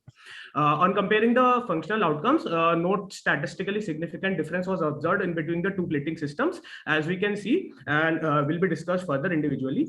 Coming to the Oxford D score, which is a subjective score for the evaluation of the patients, we can see that most patients could not achieve their pre-injury level of activity by the 6 months, but they could do so by the 12 month, that is the final follow-up. And as compared to the sole other study that has been done in this regard, this seems to be somewhat delayed. They were able to achieve by 6 months, but we could achieve only it by 12 months. Coming to the visual analog scale for pain, both the groups returned to their pre-injury activity levels in terms of pain by the 6 months, and it pretty much stayed mild throughout the follow-up period. Coming to both the knee score as well as the function score parts of the American knee scoring system, most patients were not able to achieve their pre-injury activities before at even the final follow-up. Though it was found somewhat better in the variable angle group, but this was not found to be statistically significant. So we can pretty much say that the final outcome and the functional outcomes with both the locking plates were pretty much comparable, and the type of implant used did not affect the functional outcome, and certain parameters were found to be correlated with the final time to union for distal femoral fractures. These were the 3 parameters. However, on applying multiple regression, these were also found to be insignificant. These are some of the case illustrations. This one from the control group, that is the anatomical locking compression plate group, and this one from the variable angle locking compression plate group, as it can be seen from the variable angled trajectory of the screws. So to conclude, although no significant differences were found between the 2 locking plates in terms of intraoperative parameters, the functional outcomes, and the union rates, still we can say that the complications in our study, although statistically speaking they were insignificantly different, but they were somewhat lower in the variable angle group, and we does see advantage of targeted screw trajectories that provide subjective ease to the surgeon in intraoperative fixation. So we can pretty much say that variable angle locking compression plates, otherwise known as polyaxial locking compression plates, are still a feasible option in our armamentarium for the treatment of distal femoral fractures, when especially used for comminuted and osteoporotic and periprosthetic fractures. The limitations of this study are it not being a randomized controlled trial, and small sample size, and the variations in the operating techniques used by different surgeons, they could not be accounted for. So these are some of the references that I used. Thank you, sir.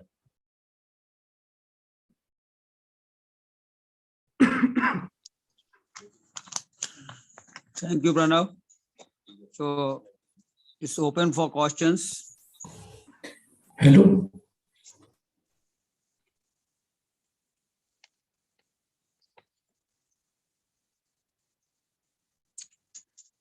Okay, Pranav, one query is there, or rather a very observation for me. Your complication rate regarding hardware failure and infection is very good at your center, because out of 50 patients, there is no hardware failure or no infection complication. So there was no. Surprisingly, it's very good. No, sir. It was what I said was there was no infection seen in the LCP group. It was seen in the variable angle group, whereas there was no hardware failure seen in the variable angle group. Although it was seen, 2 such cases were seen in the locking compression plate, normal anatomical LCP group. So this is what I meant by that. They were there, but I was talking about the individual groups. Okay. Yes. May I say something? Yes. Lower femoral fractures has never been associated with no hardware failure. Either you use an imported implant or Indian implant, wherever the gap is maintained somehow in the cancellous bone after compression or after dynamization, implant in around 10 to 15% bound to fail. Sometimes the screw broke, sometimes the implant broke, and then obviously with the grace of God, the bone unite. So it is very impending to have a implant failure in around 15 to 20%. If it is nothing, as rightly pointed out by Brijesh, it was little surprising to me as well. So lower femur, it is bound to happen in few cases. Yes, sir. So that's what I said, sir. In LCP group, it was seen 2 such cases were there, accounting to around 12% failure rate related to hardwares in LCP group, sir. But no such case was seen in the variable angle group. Infection was seen in variable angle group, but no such infection was seen in the locking compression plate group. So there were such cases of complications, but they were different in group related to group characteristics. So you mean to say if we take a larger sample size, then we can have some type of inference regarding this? Yes, sir. Based on this sole study, it would be very premature to say whether either type of the implant is superior to the other one. But yes, sir, we can do see some kind of application of this implant, especially in terms of periprosthetic fractures where we need targeted screw trajectories, sir.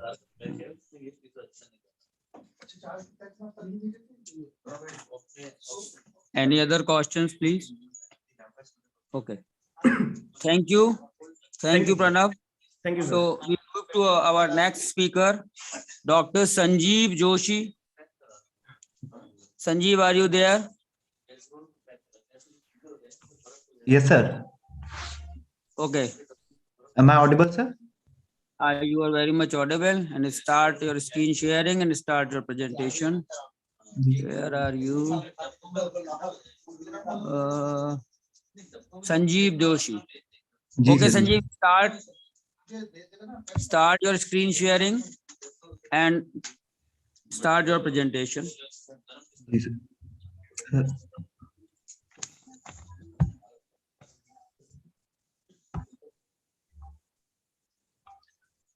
Okay. So you are using same plates in tibia. Good evening, respected faculty. My topic is similar to my previous presenter.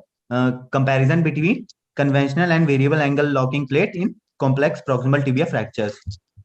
Now, proximal tibia fracture are one of the most common intra-articular fractures.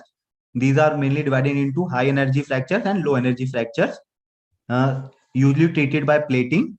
Now, various studies have shown that the bone beneath the conventional plating is thin and atrophic, making it vulnerable to secondary displacement due to insufficient buttressing and secondary fractures after plate removal. Fracture sites also take longer to osteosynthesis due to vascular supply disruption. As a result, novel idea of biological fixation utilizing plates known as MEPO technique, minimally invasive plate osteosynthesis, was born. However, this was challenging since conventional plates require precise contouring to obtain effective attachment, and osteoporosis also posed the issue of poor fixation with conventional plates. Now, the initial generation of angular plates have certain drawbacks, like screw placement is limited due to the anatomical pre-shaped design, and there is also the primary screw misplacement and the screw fixation in a portion where bone quality is poor. Now, the variable angle plating system merges variable angle locking screw technology with conventional plating techniques. Now, variable angle locking screw provide a fixed angle construct which allows surgeon to freedom to choose screw trajectory before fixing the angle of the screw. Now, our aim is to study the outcome analysis of conventional and variable angle locking plate in management of complex proximal tibia fracture prospectively. Now, our objective is to determine the clinical and the functional outcome in complex proximal tibia fracture by conventional and variable angle locking plate using Rasmussen functional, radiological, and Oxford knee score. Now, this is a prospective interventional randomized single-blind control hospital-based study done in orthopedic department of UPOMS.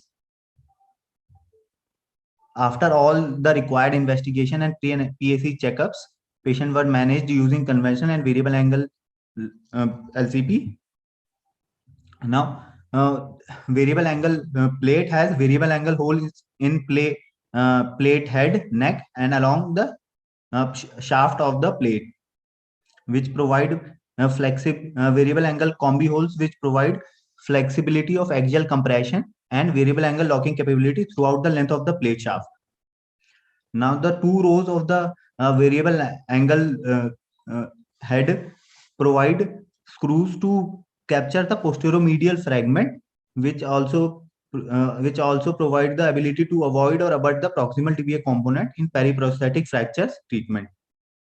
Now, the conventional locking plate are usually indicated in a fracture with severe comminution or in osteoporotic fractures.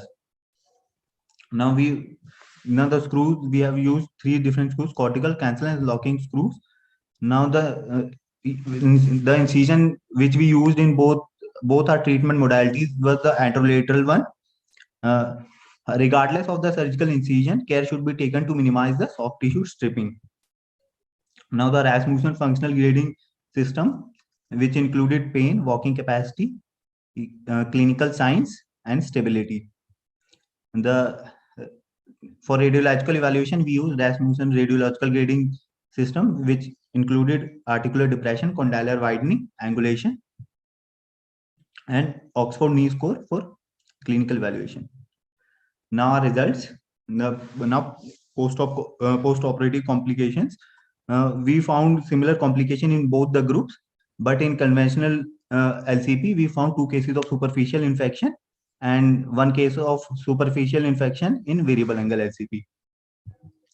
Now, duration of surgery, we found almost similar duration in both the surgery, but in variable angle LCP, it was slightly less, and complete weight bearing were almost same in both the cases. Now, functional outcome of patients in both the cases, in both the treatment modalities, 90% of patients have shown excellent and good results. In radiological evaluation of patients, almost both the treatment modalities shown excellent to good results in maximum cases. Now to summarize,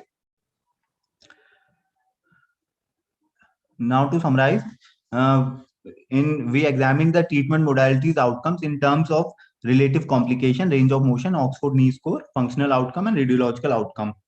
These fractures were most common in the age of 35 to 55 years of age.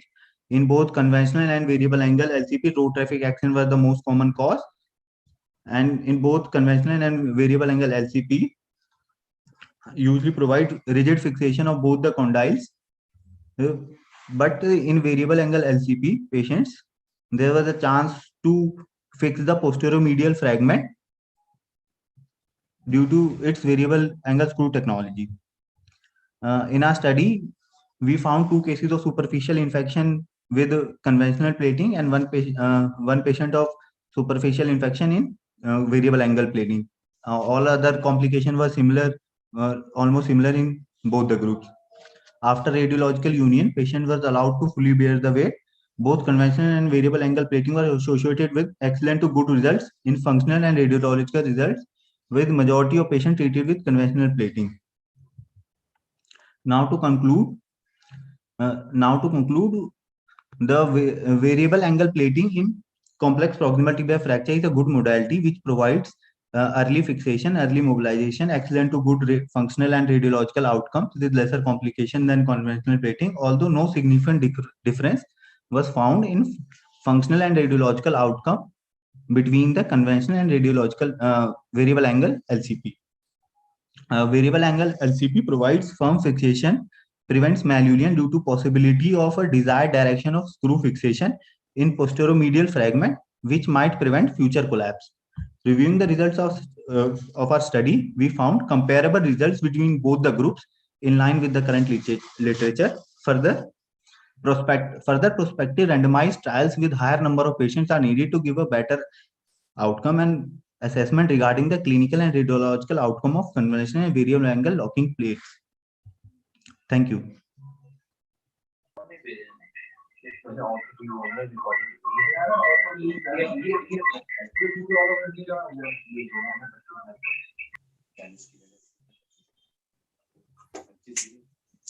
Thank you, Sanjeev. So now this is open for questions. Hello, sir. Sanjeev. Hello. Ji, sir.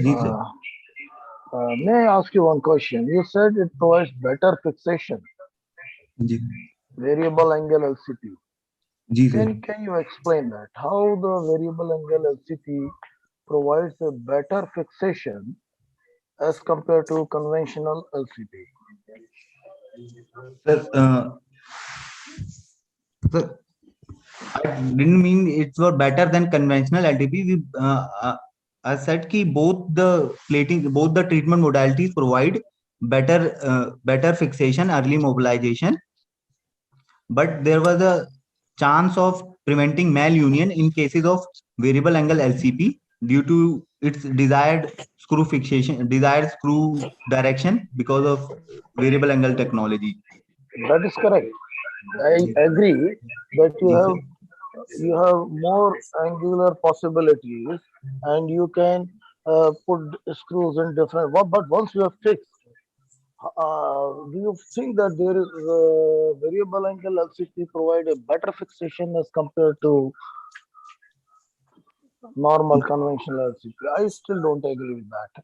The variability of the angle is the quality of the variable angle LCP. Agree. How the fixation is better? No, sir, I didn't say the fixation was better. I said कि chances of malunion was less because of variable angle. Both the treatment modalities provide early mobilization and rigid fixation, but the chances of malunion was less in cases of variable angle. Just go to your conclusion slide and see. Now you have mentioned there categorically that it provides better fixation. Anyway, so now I understand what you want to say, that because of the variable angle you can fix the fragments better. You mean to say that you can fix more fragments, है ना? You can cover more fragments. That's what you want to say, na? Sir. It's okay then. But the quality of fixation, once you have fixed the fragments, is always better in the conventional LCP, not in variable angle, obviously, right? Okay. Nice presentation. Any other question? Sanjeev, can you explain which type of fractures you have included in your study? Complex. Sir, Satsgar 5 and 6, sir. Bicondylar fracture, sir. Bicondylar fracture which can extend to metaphyseal region, sir. Okay, right. Thank you. Right. Okay, next, please. So our next and last speaker is Dr. Ishwar Chand. Hello, sir. We are audible, sir. Hello, sir. You are audible, Ishwar. You are always audible, Ishwar. Yes.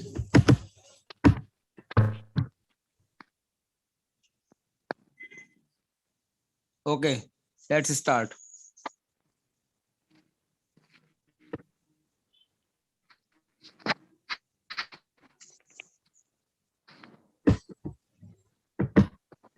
Yes, sir. Thank you, sir, and faculties for giving the opportunity for the presentation. My thesis topic, evaluate the functional outcome of trochanteric buttress plate combined with proximal femoral nail for unstable intertrochanteric fracture. Introduction. Intertrochanteric fracture most commonly affect the elderly people. Low energy trauma fall from standing amount for 90% of community fracture. In patient over 50 years of age, in young patient, it may be result of the high velocity injury such as motor vehicle accident or a fall from height. In unstable intertrochanteric fracture, intermedullary nail has become popular method of stabilization. Trochanteric buttress plate combined with the proximal femoral nail in unstable intertrochanteric fracture, they buttressing the lateral wall and strengthening the fixation. Aim of study clinical, radiological, and functional outcome of trochanteric buttress plate combined with proximal femoral nail for the unstable intertrochanteric fracture. Methods and material. This prospective interventional study at the Uttar Pradesh University of Medical Science, Safai, Etawah, during the period from January 2020 to July 2021. 30 patients with unstable intertrochanteric fracture of femur were selected and managed with trochanteric buttress plate combined with proximal femoral nail. The inclusion criteria age more than 18 years and above, both sex, plus unstable intertrochanteric fracture AO31, A2, AO31, A3, who are able to walk prior to the fracture. Exclusion criteria active infection, patient medically unfit for surgery, patient with chronic illness, patient with malignancy, immunocompromised patient like uncontrolled diabetes mellitus HIV, patient does not give consent to participate to of study, ipsilateral limb injury or fracture. Trochanteric buttress plate. The plate are 3 mm thick, anatomically contoured, malleable plate with 2 oblique holes and angulated at 135 degree for passing of 6.4 mm derotation screw and 8 mm leg screw. Multiple hole in the proximal region of the plate accumulate 4.5 cortical screw to secure the bone, big bone component of the greater trochanter. The plate distal in feature 4.5 mm holes for unicortical fixation. These are the trochanteric buttress plate. These hole for the leg screw and these hole for the derotation screw, and for multiple these hole for the GT fixation. The Salvati and Wilson score was used to determine the functional outcome, which include pain, function, muscle power, and walking ability. Grading of Salvati and Wilson score: 30 to 40 excellent, 24 to 31 good, 16 to 23 fair, and less than 16 is poor result. 30 patients were available for outcome analysis. There were the mean age of patient 58.3 years, range from 24 to 80 years, with 18 males and 12 females. Right side involved in 21 patients and left side involved in 9 patients. Slip and fall was the most common mode of injury. Another 30% due to RTA, rest 13.30 due to the fall from height. All fractures were classified on the basis of AO classification. There were 24 cases of A3 and 6 cases of A2. Average time interval from the trauma to surgery was 6 days, range from 3 to 10 days. Surgery delay was mainly due to the time taken for pre-operative optimization, lack of availability of space in OT listing, and a delay in presentation to the hospital. Average duration of surgery was 96.5 minutes, range from 18 minutes to 120 minutes. Average mean blood loss in our study 182 ml, range from 140 to 240 ml. Post-operative X-ray shows near anatomical reduction in 26 patients with average 4.5 to 7 mm sorting found in 4 patients. The main period of fracture union was 13.8 week. 8 week, we faced complication like lateral migration of screw in 2 patients, calcification at tip of the greater trochanter in 1 patient, superficial infection in 2 patients, virus malunion in 3 patients. There was no cases of non-union or implant breakage. Because of the reconstruction of the lateral wall, the jet effect was not observed in our study. At the 12-month of follow-up, the mean Salvati and Wilson score of 34.2 and standard deviation of the 404 was observed. 20 patients, 83.33% has excellent result, where 3 patients, 10 has good result. 2 patients had fair result. No cases of poor result were reported. Excellent to good outcome were seen in 28 patients, 93.33% in our study. This is the pre-op X-ray and the post-op X-ray managed with the trochanteric buttress plate combined with the proximal femur nail, and an 18-month-old follow-up case of and showing the complication like the calcification at the tip of the GT. This is the clinical photographs. Conclusion. Trochanteric buttress plate along with proximal femoral nail help to stabilize the lateral trochanteric wall, promote the construct stability, restore anatomy, resulting in the significant decrease in excessive collapse and decrease in limb length discrepancy, eliminate the possibility of screw migration and cutout. In our study, patients with unstable intertrochanteric fracture had better clinical, functional, and radiological outcome. Thank you, sir.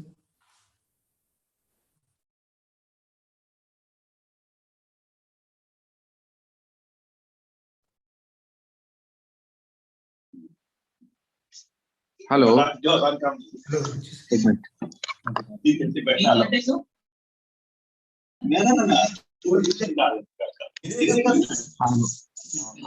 presented, sir. Any questions from the house?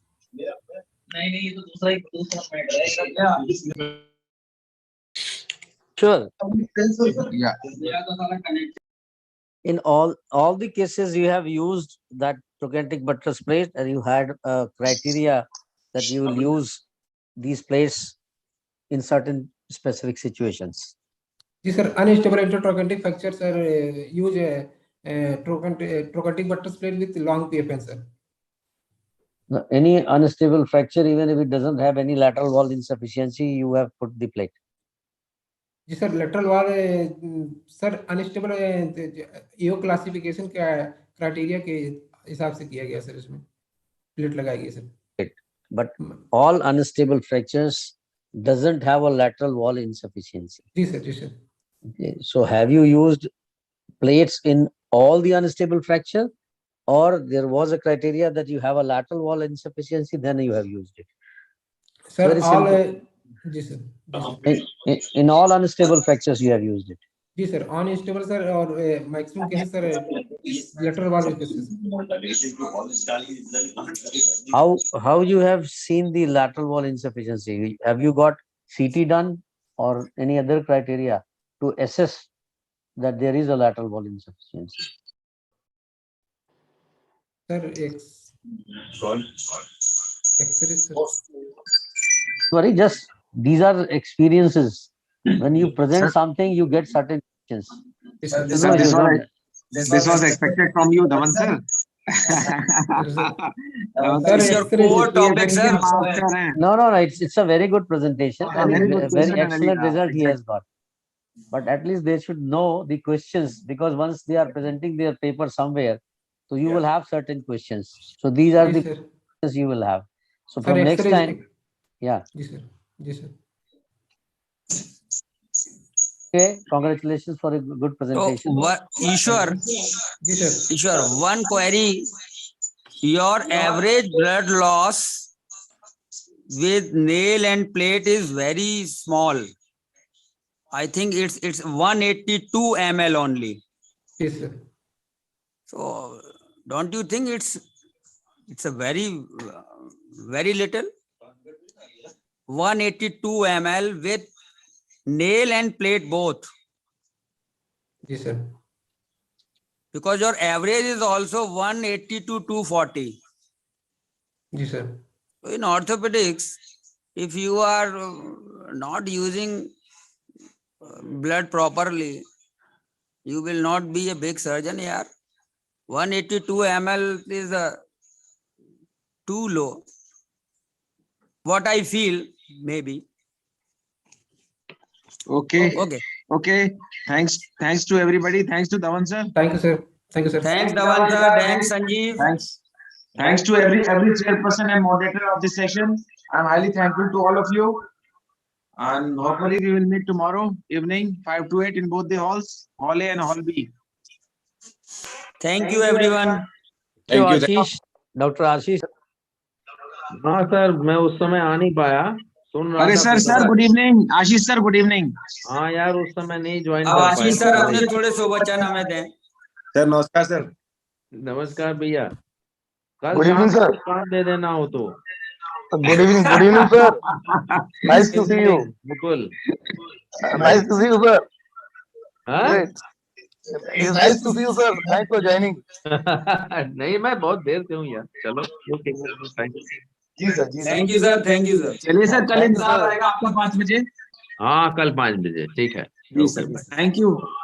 Thank you everybody and see you tomorrow at 5. So with this now we come to the end of the session of the day 22nd January 2022 and thanks everybody. See you tomorrow 5. Thank you Thank you very much, sir. Thanks everybody. Good night. A very good